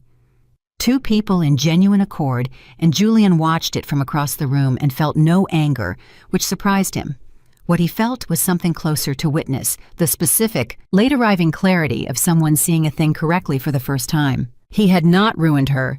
He had, by discarding her, accidentally freed her to become exactly what she was capable of being. And the version of her standing at the bottom of that staircase in the room she had built, surrounded by the world she had earned that version, could not have existed inside the life he had offered her. He had been too small a container for what she actually was. He had not known it because he had never looked hard enough to see it, but it was true. And the truth of it was the most expensive thing he had encountered in a life full of expensive truths. His phone buzzed. Carter Sloane again, this time a call, not a text. Julian answered. Carter said, I've spoken with 3 board members in the last hour. I want to be honest with you, Julian. Julian said, go ahead. Carter said, the sentiment has shifted. Julian said, I know. Carter said, there will need to be conversations about the path forward. That Julian said, Carter, I know. He said it quietly and without argument, and Carter stopped mid-sentence, caught by the absence of the resistance he had been preparing for. There was a pause. Carter said, you're prepared for tomorrow. Julian said, I'll be there at 9. Carter said, all right. Another pause, during which Julian could hear the particular silence of a man revising what he had expected this call to require. Julian, Carter said, for whatever it's worth. He didn't finish the sentence. Julian said, I know Carter. He hung up.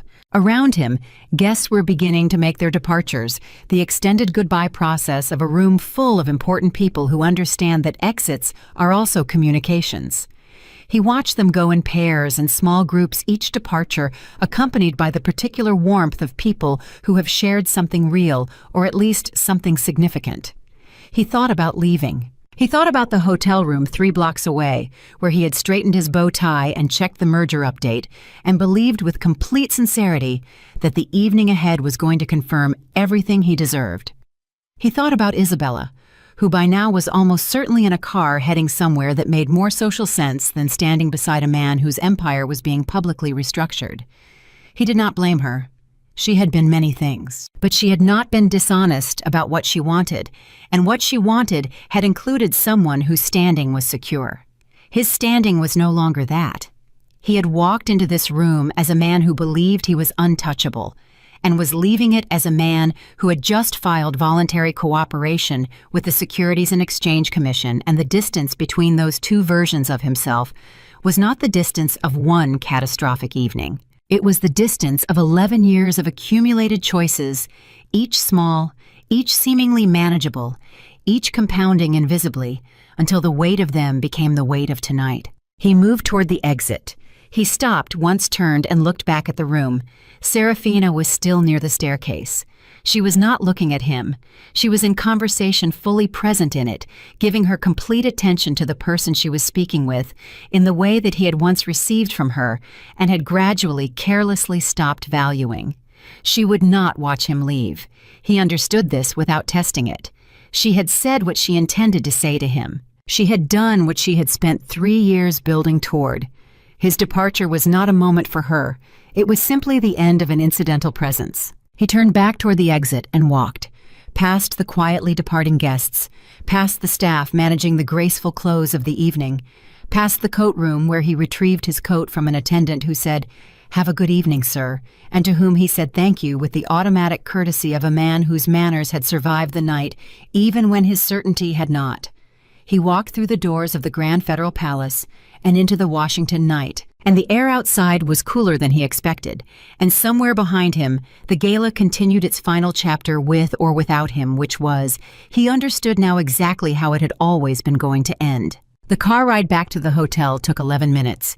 Julian counted them, not because he was tracking time, but because counting was the only cognitive task he could manage that didn't require him to look directly at the full weight of what the evening had produced. The driver said nothing. The city moved past the windows.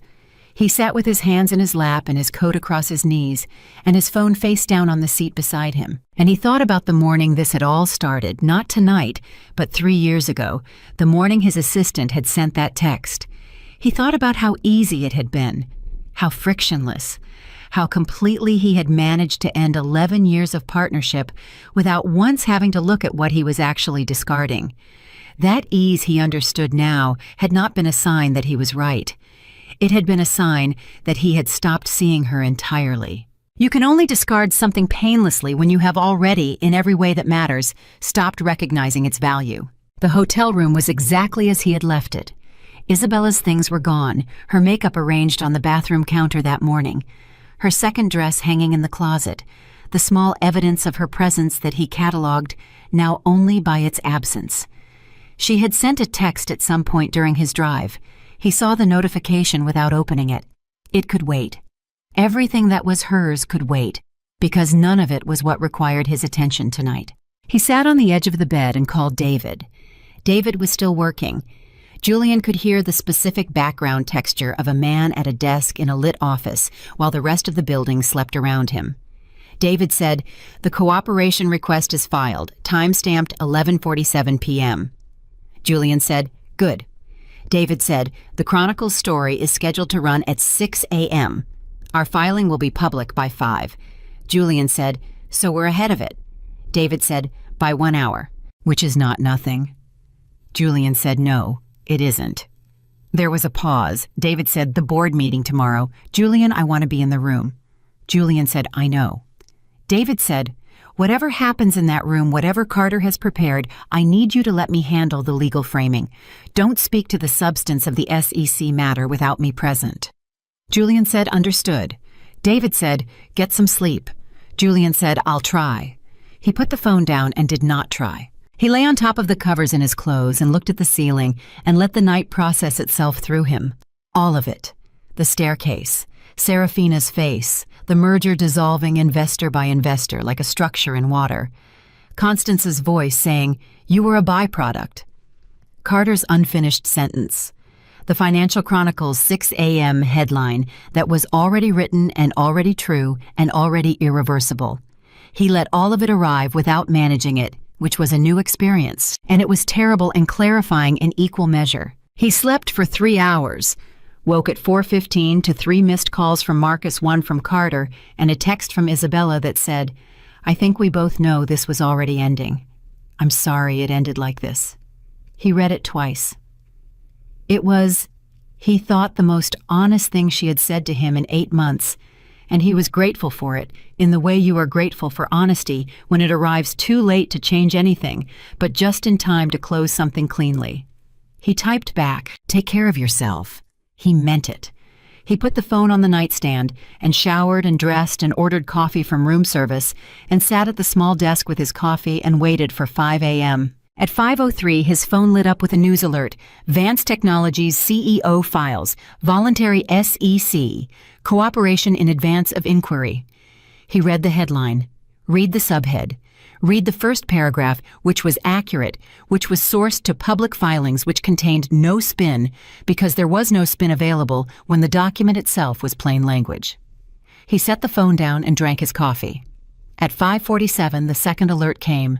Financial Chronicle exclusive. The architect behind Vance Technologies. How Serafina Hayes built an empire and then built her own.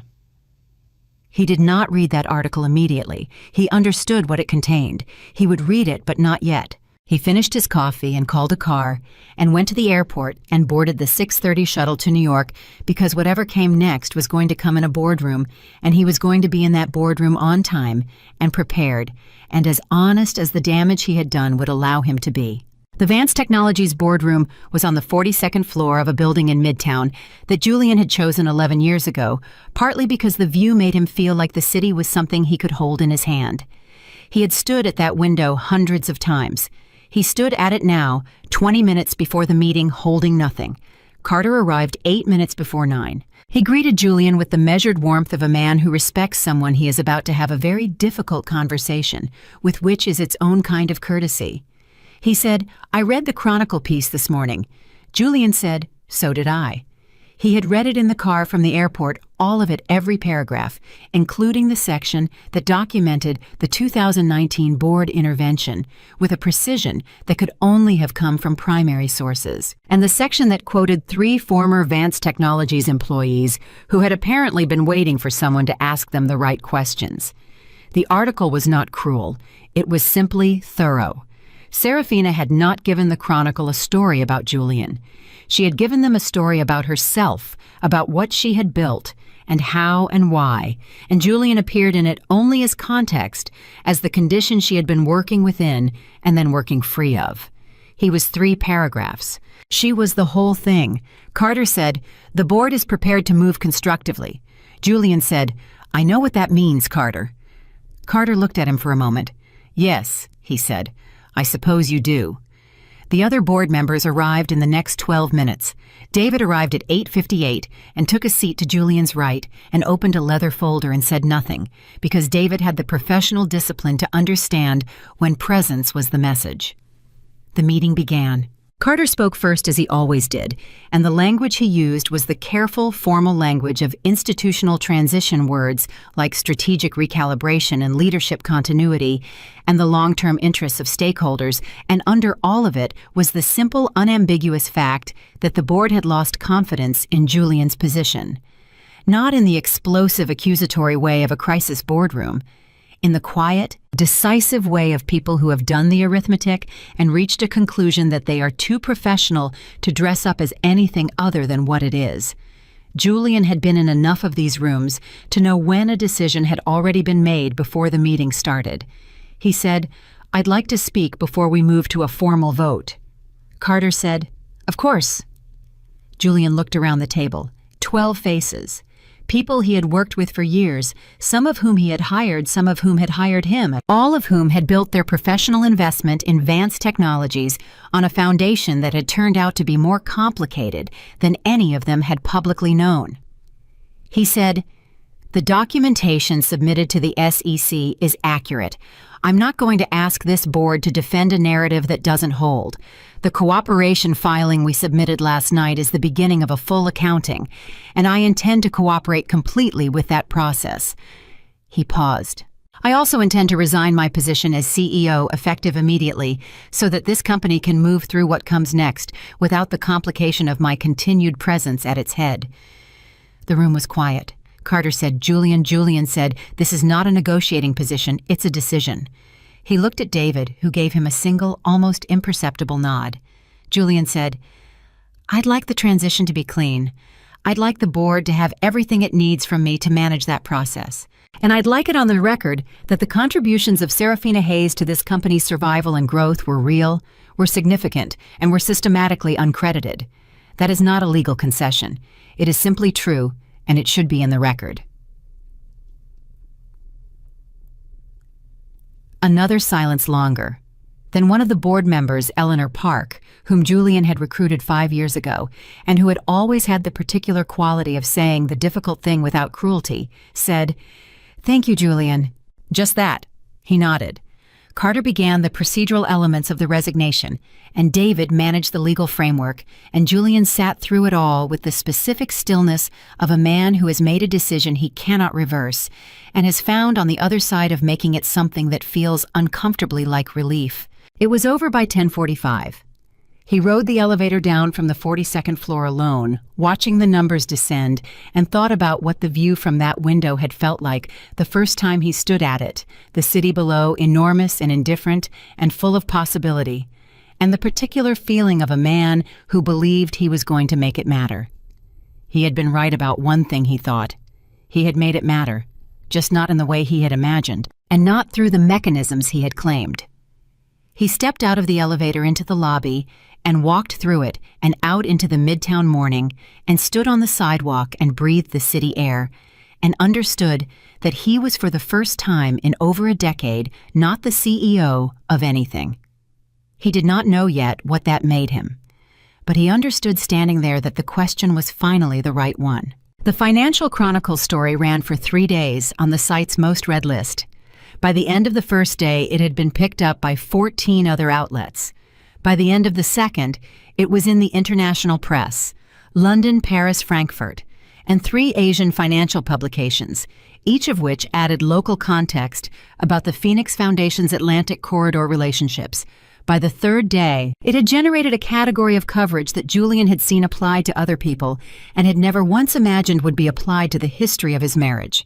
It was being called a story about invisible labor, about the systematic erasure of women's professional contributions from the narratives of the companies they helped build, about the specific violence of being indispensable and uncredited. He read the coverage from his apartment in New York, where he was living quietly while David managed the SEC cooperation process, and he did not attempt to respond to any of it. David had advised silence, and Julian had agreed to silence. And more importantly, Julian had understood that silence was the only honest posture available to him, that anything he said in response to accurate coverage of true events was by definition an attempt to manage a truth he had already conceded. The SEC inquiry took 4 months. It was thorough. The cooperation filing had set the tone, and the process moved with the methodical precision of an institution that has been handed a well-organized archive by someone who understood documentation as a form of communication.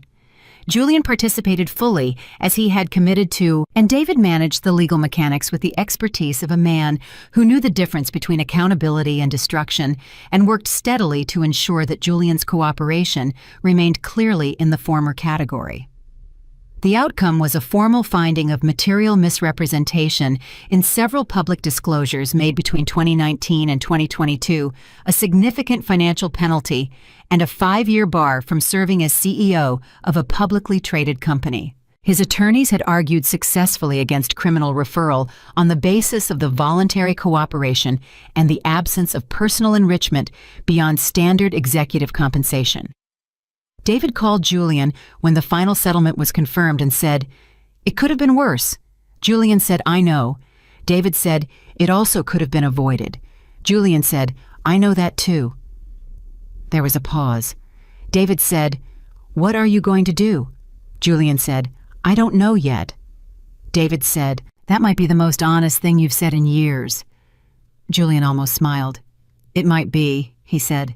Serafina heard about the SEC settlement through Constance, who sent her a text that said simply, "Finalized today, as expected." She was in her Georgetown office when the message arrived, sitting across from a woman named Patricia Owens, who had come to the Phoenix Foundation 3 months earlier through their referral network, 58 years old, former operations director of a mid-sized pharmaceutical company, who had spent 14 years building systems that her CEO had publicly credited to a male colleague while she watched from a meeting room chair and said nothing because she needed the income and had 2 children in college, and understood that the cost of speaking was one she couldn't afford at the time. She had come to the foundation after seeing the Chronicle story, had sent an email that began with the words, "I don't know if this is the right place, but I didn't know where else to go." Serafina had read that email personally and had responded within the hour. Patricia was sitting across from her now 6 weeks into a process that was part legal consultation, part career rebuilding, part the specific unhurried work of helping someone remember that what they knew about themselves before someone spent 14 years editing, it was still true. Serafina read Constance's text, set the phone face down, and returned her full attention to Patricia. The settlement could wait. This couldn't. After the meeting, she stood at her office window for a few minutes and allowed herself to feel the full quiet of what had been completed. Not satisfaction exactly. Satisfaction implied she had wanted something from Julian that she had now received and that had never been accurate. What she felt was closer to closure, which is different from satisfaction, the way finishing a long book is different from winning an argument. The story had reached its end. The accounting was done. The truth was in the public record, and the institutional record and the personal record of everyone who had been affected by the distance between what was true and what had been claimed, and that record was now accurate, and that accuracy was permanent. She had not set out to destroy Julian Vance. She had set out to tell the truth in the right place at the right time with the right documentation, and she had waited until she was certain that the telling was about something larger than the two of them before she had done it. That had been the discipline. That had been the thing that separated what she had done from what it might otherwise have looked like. She had held the evidence for 3 years and built a foundation first, so that when the truth finally arrived where it belonged, it arrived in the context of something constructive, something that pointed forward, something that answered the implicit question and then what before the question was asked. The Phoenix Foundation's first full year of operations exceeded every metric Serafina and Constance had set. They had expected to support 40 individuals through their direct services program in year 1. They supported 112. They had projected 3 institutional partnerships.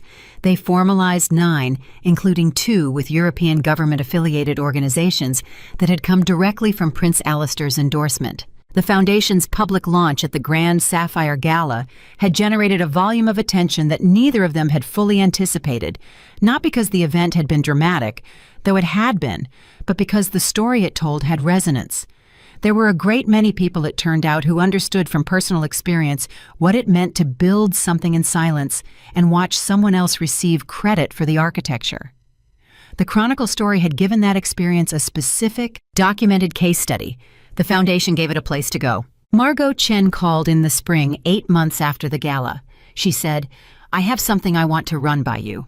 Serafina said, "Go ahead." Margot said, "Julian's attorney reached out to me last week. Julian is asking not through formal channels, but asking whether you would be willing to have a direct conversation. Not legal, not about the settlement, just a conversation." Serafina was quiet for a moment. Margot said, "I told them I would pass it along without recommendation. I genuinely don't know what the right answer is here." Serafina said, "I'll think about it." She thought about it for 6 days.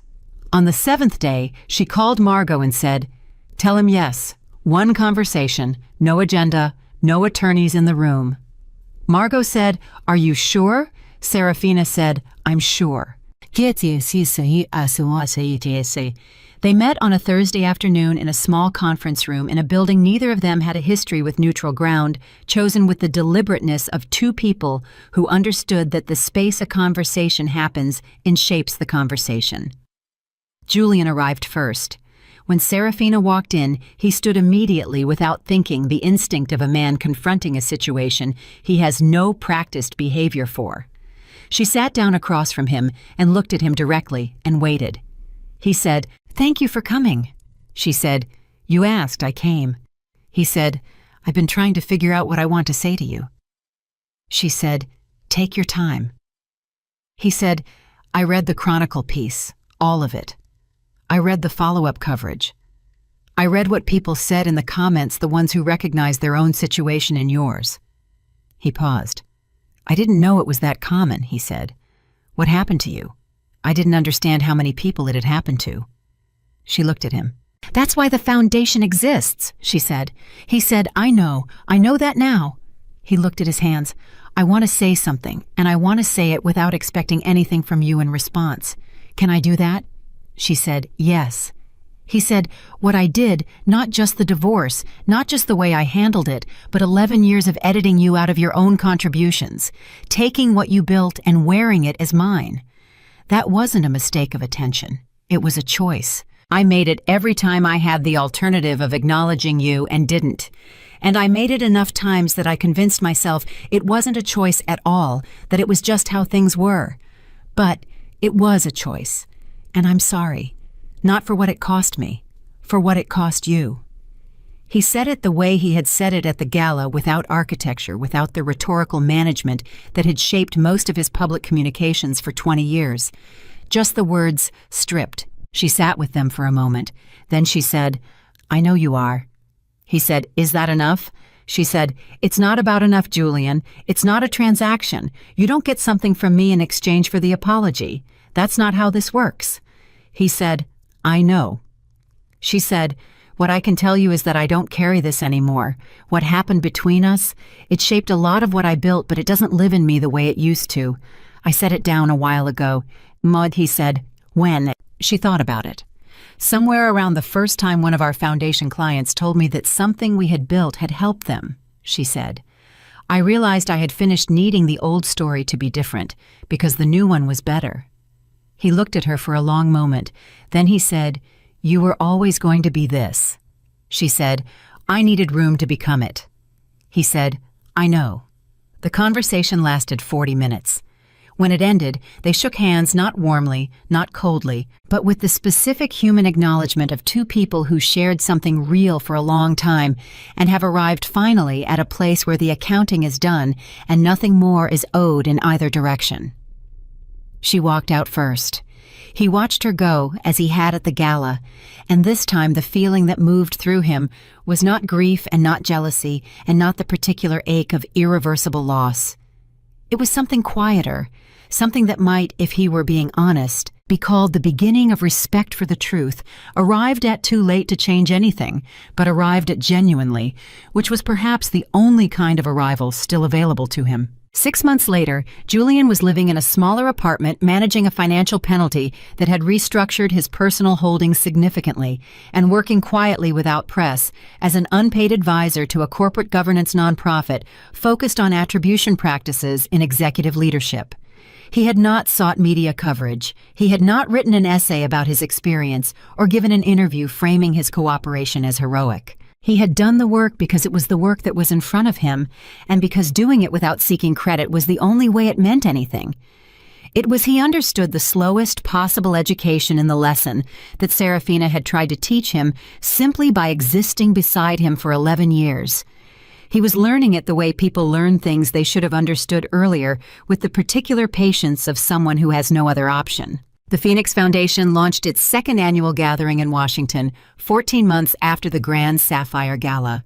The invitation list had grown. The programming had deepened. 3 new country partnerships had been formalized.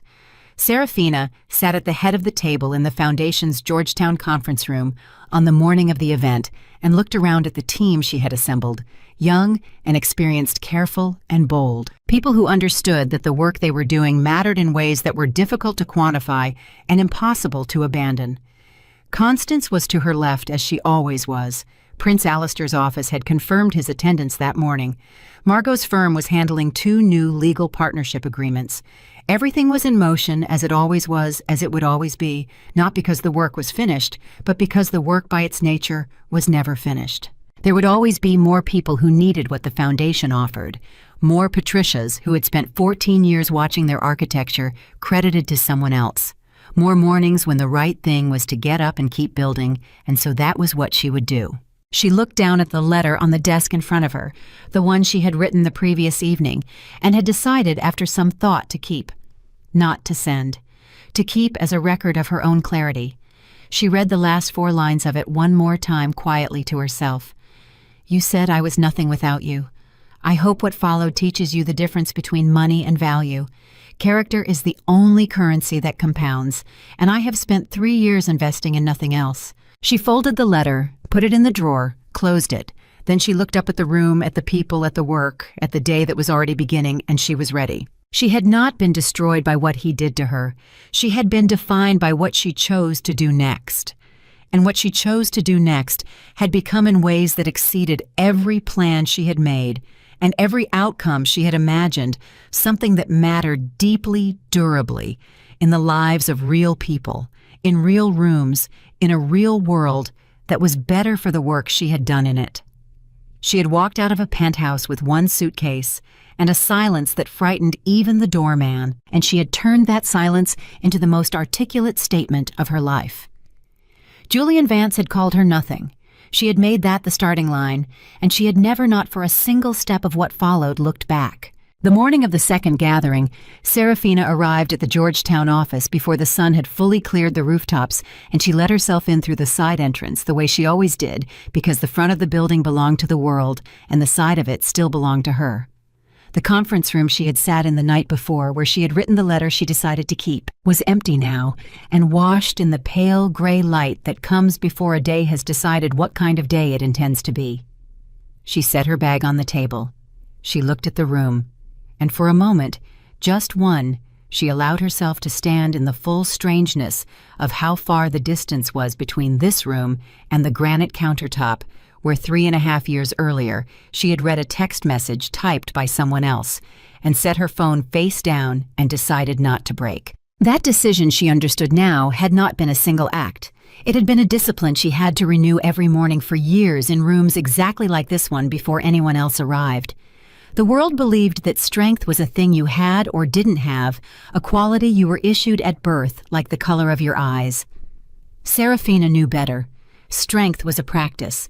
It was the thing you did before the day got loud, the quiet act of choosing again who you were going to be in it. She had practiced it long enough now that it had stopped feeling like effort and started feeling like architecture, load-bearing, permanent, invisible to anyone who hadn't watched her build it. Constance arrived at 7, as she always did, with 2 coffees and the particular expression of a woman who has read the morning briefings and found them satisfactory. She set 1 coffee in front of Serafina and said, Berlin confirmed overnight. The Bundestag Working Group wants the attribution framework on their autumn agenda. They're calling it the Hayes Standard in the draft language. Serafina took the coffee. That won't survive committee, she said. They'll rename it something procedural. Constance almost smiled. They tried, she said. 3 of the women on the working group put it back. Apparently there was a conversation about whether the people who do the work should be the ones whose names survive the work, and apparently it was a short conversation. Serafina looked at her coffee for a moment. Then she said, Good. It was the only word she trusted herself to say, because the larger thing, the fact that a standard built out of her own erasure was about to be written with her name on it into the law of a country that had never heard of her 4 years ago, was too large to hold steadily this early in the morning, and she had a gathering to run. The second annual gathering of the Phoenix Foundation was not a gala. Constance had been clear about that from the beginning, and Serafina had agreed completely. The gala had been the announcement, the single perfect note struck once to make the world turn its head, and you could not strike that note twice without it becoming a performance of itself. The gathering was something else. It was the work made visible. It was 300 people in a converted hall near the Capitol. Not heads of state this time, or not only, but the actual population of what the foundation had become. The clients who had become advocates, the advocates who had become staff, the staff who had become architects of programs that now ran in 9 countries, the institutional partners who had stopped treating attribution as a courtesy and started treating it as a standard and a scattering of the quiet, consequential people who funded all of it and asked for nothing in return except the assurance that the thing they were funding was real. Patricia Owens opened the gathering. Serafina had asked her to 3 months earlier in the same Georgetown office, where Patricia had first sat down across from her with the careful, braced posture of a woman who had spent 14 years being told the systems she built belonged to someone else. Patricia had said, when Serafina asked her, "I'm not a speaker." Serafina had said, "Neither was I. I was the person who wrote the speeches other people delivered. We are exactly the same kind of person, Patricia, which is why I'm asking you and not someone who finds this easy." Patricia had been quiet for a moment. Then she had said, "What do I talk about?" And Serafina had said, "The truth, in the right room. You'll find you've been preparing for it your whole life." Patricia stood at the front of the hall now in a navy suit she had chosen herself, and she did not have notes, and she spoke for 11 minutes about what it does to a person to be indispensable and uncredited, about the specific erosion of being the one who knows how everything works, while watching someone else accept the recognition for it, about the way that arrangement teaches you slowly, and without your noticing, to disappear from your own life. She did not perform pain. She simply described a structure accurately from the inside, the way an engineer describes a building she helped design, and the 300 people in the hall listened with the full-body attention of people who recognized the architecture because they had lived in it too. When she finished, she said, "I spent 14 years believing the work was the only part of me that mattered and that the work belonged to someone else. The Phoenix Foundation did not give me my work back. It gave me back the part of me that the work had been hiding, the part that knew the whole time what I was actually worth. I'm here because someone read an email I almost didn't send. And I'm telling you this in case you're holding an email you almost don't send. Send it." She stepped back from the podium, and the hall came to its feet, and Patricia Owens, 58, restored. Standing in front of a room that saw her completely, looked across the crowd to where Serafina was sitting, and found her and the 2 women held each other's gaze for a moment that contained the entire architecture of the thing they had built together, and neither of them looked away first. Serafina did not speak until near the end of the gathering. When she did, she kept it short.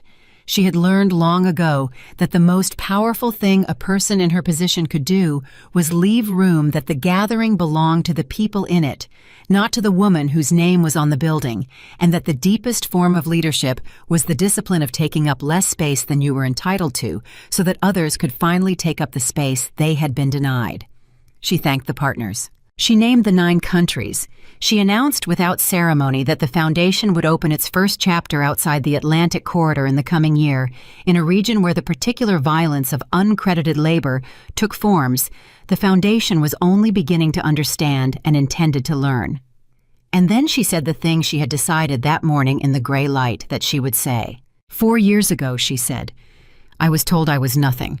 I was told it across a table by a person who believed it in a moment when I had no evidence to offer to the contrary, except the evidence I carried inside myself, which is the only evidence that ever actually matters, and the only evidence the world will never accept on its own. So I did what people like us do. I went and built the proof. Not for him. He was never the audience. The proof was for me, and then it was for you. And now it belongs to everyone who walks into a room and is asked to disappear inside it. You are not furniture. You were never furniture. And the next time someone tries to convince you otherwise, I want you to remember that there is now an entire institution in 9 countries built on the single proposition that they are wrong. We are the proof. All of us. Together. Thank you for being it with me. She stepped back. The hall rose, and Serafina Hayes stood in the noise of 300 people who understood exactly what she meant, and she let it move through her without managing it, because she had finally, after a lifetime of standing behind other people's ovations, learned how to stand inside her own. Prince Alistair of Valoria had flown in for the gathering as his office had confirmed, and he had sat in the third row through all of it, with the stillness of a man who understood that his presence was a form of endorsement, and that the most respectful thing he could do with it was to make it quiet. He had not sat at the front. He had not been introduced. He had come simply because the work mattered to him, and because the woman who built it mattered to him. And he had learned over 3 years of knowing her that she valued the second thing being expressed through the first. They had dinner afterward, the two of them, at a small restaurant near the river that Alistair had chosen, because it was the kind of place where consequential people went specifically to be left alone, and the staff had the particular trained indifference that the truly private require. They had been having dinners like this for 2 years. Serafina had been clear with herself about what they were, and were not with the same discipline she applied to everything. They were a partnership of regard, two people of substance, who found each other irreplaceably interesting, and she had been careful, relentlessly, deliberately careful not to let it become a thing she needed. She had spent 11 years needing a man building her life around his survival, pouring herself into his ascent until there was nothing of her left that hadn't been spent on him. She had promised herself on a sidewalk in Midtown Manhattan on a gray October afternoon that she would never again organize her existence around another person's gravity, and she had kept that promise for 3 years with a rigor that had cost her something she rarely let herself name. So when Alistair set down his glass that evening and said, "I want to ask you something, and I want to ask it badly, which is unusual for me," Serafina felt the discipline rise in her like a reflex, the old guarding instinct, the readiness to manage whatever came next so that it could not manage her. She said, "Ask it." Alistair looked at her for a moment with the genuine regard that had drawn her to him in the first place, the attention of someone who finds the person across from him worth his complete presence. He said, "I have spent 2 years watching you build something out of the worst thing that ever happened to you, and I have spent 2 years certain of one fact above all others, which is that you do not need me. You have made yourself deliberately into a person who needs no one. I understand why. I have never once asked you to become someone who needs me, and I never will." He paused. "But I have come to a place," he said, "where I would very much like to spend the rest of my life standing beside someone who doesn't need me and chooses me anyway, because that the choosing with no need underneath it seems to me the only version of this worth having. And I can't think of a single person on earth I would rather build the rest of my life beside than the one who taught me what the word partnership actually means." Serafina was quiet for a long time. Long enough that a lesser man would have started filling the silence, and Alistair, who was not a lesser man, did not. He simply waited with the stillness of someone who understood that the silence belonged to her, and that the most respectful thing he could do was let her have all of it she required. When she finally spoke, she did not answer the question directly. She said, "Do you know what he told me at the end?" Alistair shook his head. "He told me I was never the kind of woman men build monuments to." She turned her glass slowly on the table. "And the thing is, he was right in a way he didn't intend. I'm not. I never wanted to be a monument. A monument is a thing you build to a person and then stop seeing. I spent 11 years being a monument, admired occasionally, and looked at. Never. I don't want to be built to. I want to be built with." She looked up at him. "If you are asking me to be your duchess so that you can put me somewhere beautiful and stop seeing me, the answer is no, and it will always be no, and you should leave now, and we will both pretend this was a lovely dinner." Alistair held her gaze. "I am asking you," he said, "to build the rest of it with me, as equals. Two people who are each separately complete, and who have decided that complete is better with company. I have no interest in a monument, Serafina. I have spent 2 years falling in love with the architect." And Serafina Hayes, who had walked out of a penthouse with one suitcase and a silence that frightened the doorman, who had rebuilt herself stone by stone in a city of quiet power, who had made an entire institution out of the proposition that she was not, Nothing.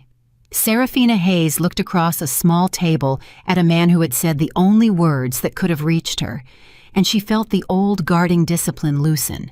Not break, but loosen. The way a door you have held shut for years finally opens, because you have finally decided freely, with no need underneath the decision that you want to walk through it. Yes, she said. On those terms, yes. They told no one for a month. It was not secrecy, so much as ownership, the determination of two private people to hold the beginning of a thing entirely between themselves before the world got its hands on it. When they did tell people, they told them in person, one at a time, in the order of how much each person had earned the telling. They told Constance first. Constance listened, set down her pen, and said, "Well, I did wonder how long it would take." Which was. Serafina noted exactly what Constance had said the first time she had called her 4 years ago, and the symmetry of it, the same words at the beginning of the rebuilding, and at this new beginning that the rebuilding had made possible, was not lost on either of them. Constance stood, came around the desk, and embraced her, which Constance had done exactly twice in 4 years, and Serafina understood the weight of it. "You built the whole thing first," Constance said into her ear. "You made yourself someone who needs no one, and then you let yourself want something. That's the only order that doesn't cost you everything. Most people do it backward. You did it right." She stepped back. "I'm proud of you," she said. "I don't say that often. I mean it precisely." They told Margot next. Margot Chen, who had walked into a negotiation 4 years ago with a 4-inch binder and the words were going to need a larger room, listened to the news and was quiet for a moment, and then said, "I'm going to want to look at the prenuptial framework." Serafina laughed the real laugh and said, "I would be disappointed if you didn't." Margot did not smile because Margot rarely smiled, but something in her face changed, and she said, "When I met you, you were the most contained person I had ever sat across a table from. You had built a wall so complete I couldn't see where the bricks met. I have spent 4 years watching you decide very slowly which parts of that wall you actually still needed. This is the last brick coming down, isn't it?" It was not a question. Serafina said yes. Margot nodded once. "Good," she said. "It was a magnificent wall, but walls are for during. You're allowed to be in the after now." And Patricia Owens, when she heard, said only, "Does he see you?" And when Serafina said yes, Patricia said, "Then I'm glad. That's the only thing that was ever missing. Not for the rest of us. We saw you. For you." Which undid something in Serafina that had been knotted so long she had forgotten it was a knot. And the two women sat together in the Georgetown office and did not need to say anything else. The wedding was small, and it was held in Valoria in the early autumn in a stone chapel that had stood for 400 years and had seen presumably a great many marriages of state and convenience and dynasty, and this one which was none of those things. Serafina wore no white. She wore a deep sapphire, the color of the Gala, the color of the gown that had turned a room of presidents toward her, like sunflowers finding the light, because she had decided that the sapphire belonged to her, now that it was the color of the self she had built, and not the color of any man's claim on her, and she intended to be married in the proof of who she was. There were 40 people. Constance stood beside her. Margot sat in the second row with the leather folder she took everywhere closed for once in her lap. Patricia Owens flew in with her 2 grown children, the ones she had stayed silent for 14 years to put through college, and they sat together, and Patricia held both their hands. The foundation was there, not the institution, but the people, the specific human beings the institution had been built to serve and had become, the advocates and the architects, and the ones who had sent the email they almost didn't send. They were her family now. Serafina understood looking out at them. Not by blood and not by law, but by the deeper thing, the thing that had carried her through the years when she had nothing, the recognition between people who have been told they are nothing and have decided together methodically to prove the precise opposite. Alistair's family received her with a warmth that was not ceremony. His mother, the dowager, an old woman with the unhurried authority of someone who had outlived everyone who had ever tried to manage her, took Serafina's hands before the ceremony and said in lightly accented English, "My son has met a great many people who wanted to be a duchess. You are the first he has ever met who did not. That is why I gave my blessing before he asked for it." She patted Serafina's hand. "The title is the smallest thing you bring to this family," she said. "Do not let anyone, including my son, ever tell you otherwise." When the vows came, Alistair spoke first, and he kept them plain, the same plainness she had taught him to recognize, as the only honest register the words stripped of the rhetorical architecture that power teaches people to hide behind.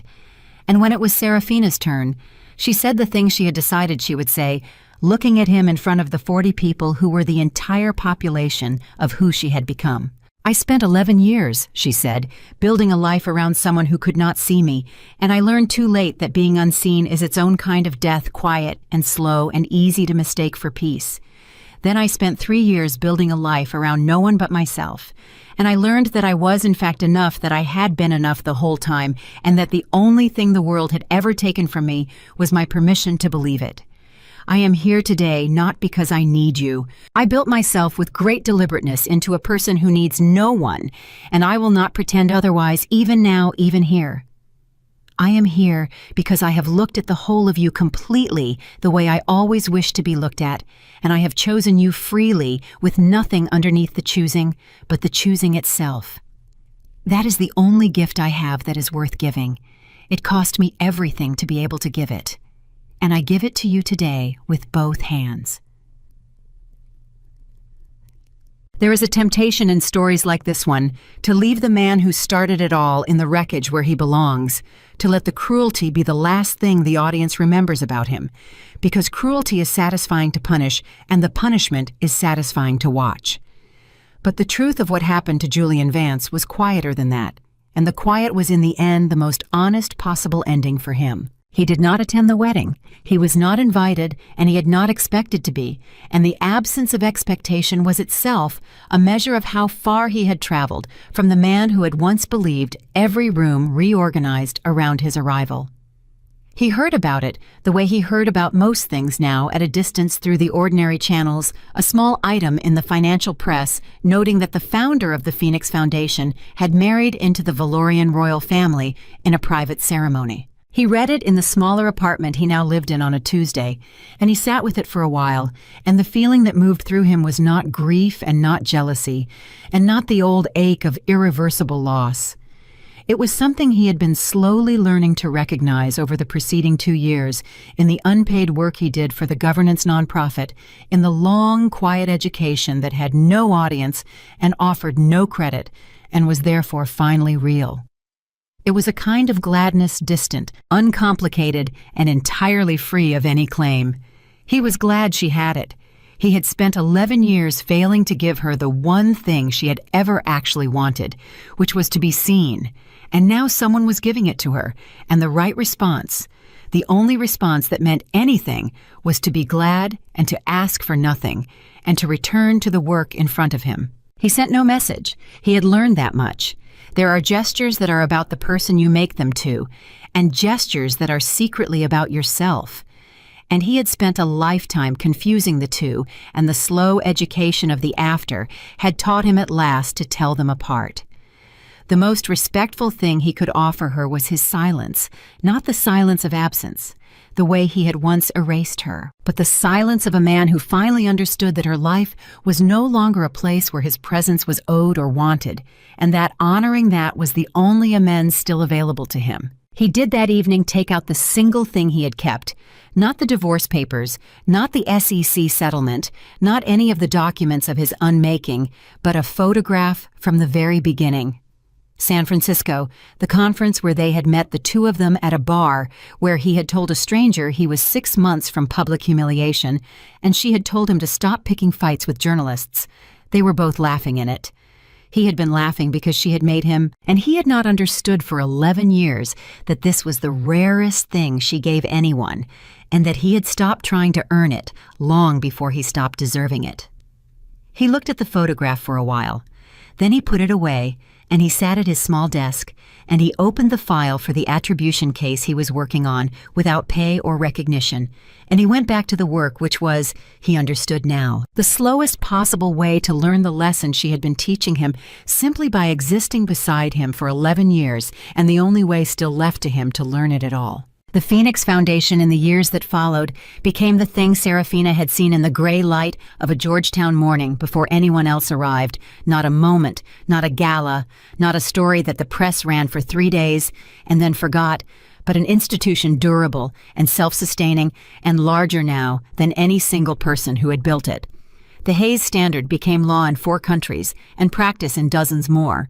The attribution framework that had begun as one woman's forensic documentation of her own erasure became the model that companies used, and then the model that companies were required to use, and eventually, the kind of thing that young people entering the workforce simply assumed had always been true, which is the final and highest form a reform can take when the world it created becomes so ordinary that no one remembers it was ever fought for. Serafina considered that, when she thought about it at all, to be the truest measure of success. Not that her name survived, but that the thing she built outlived the memory of why it had been necessary. She ran the foundation for another 12 years.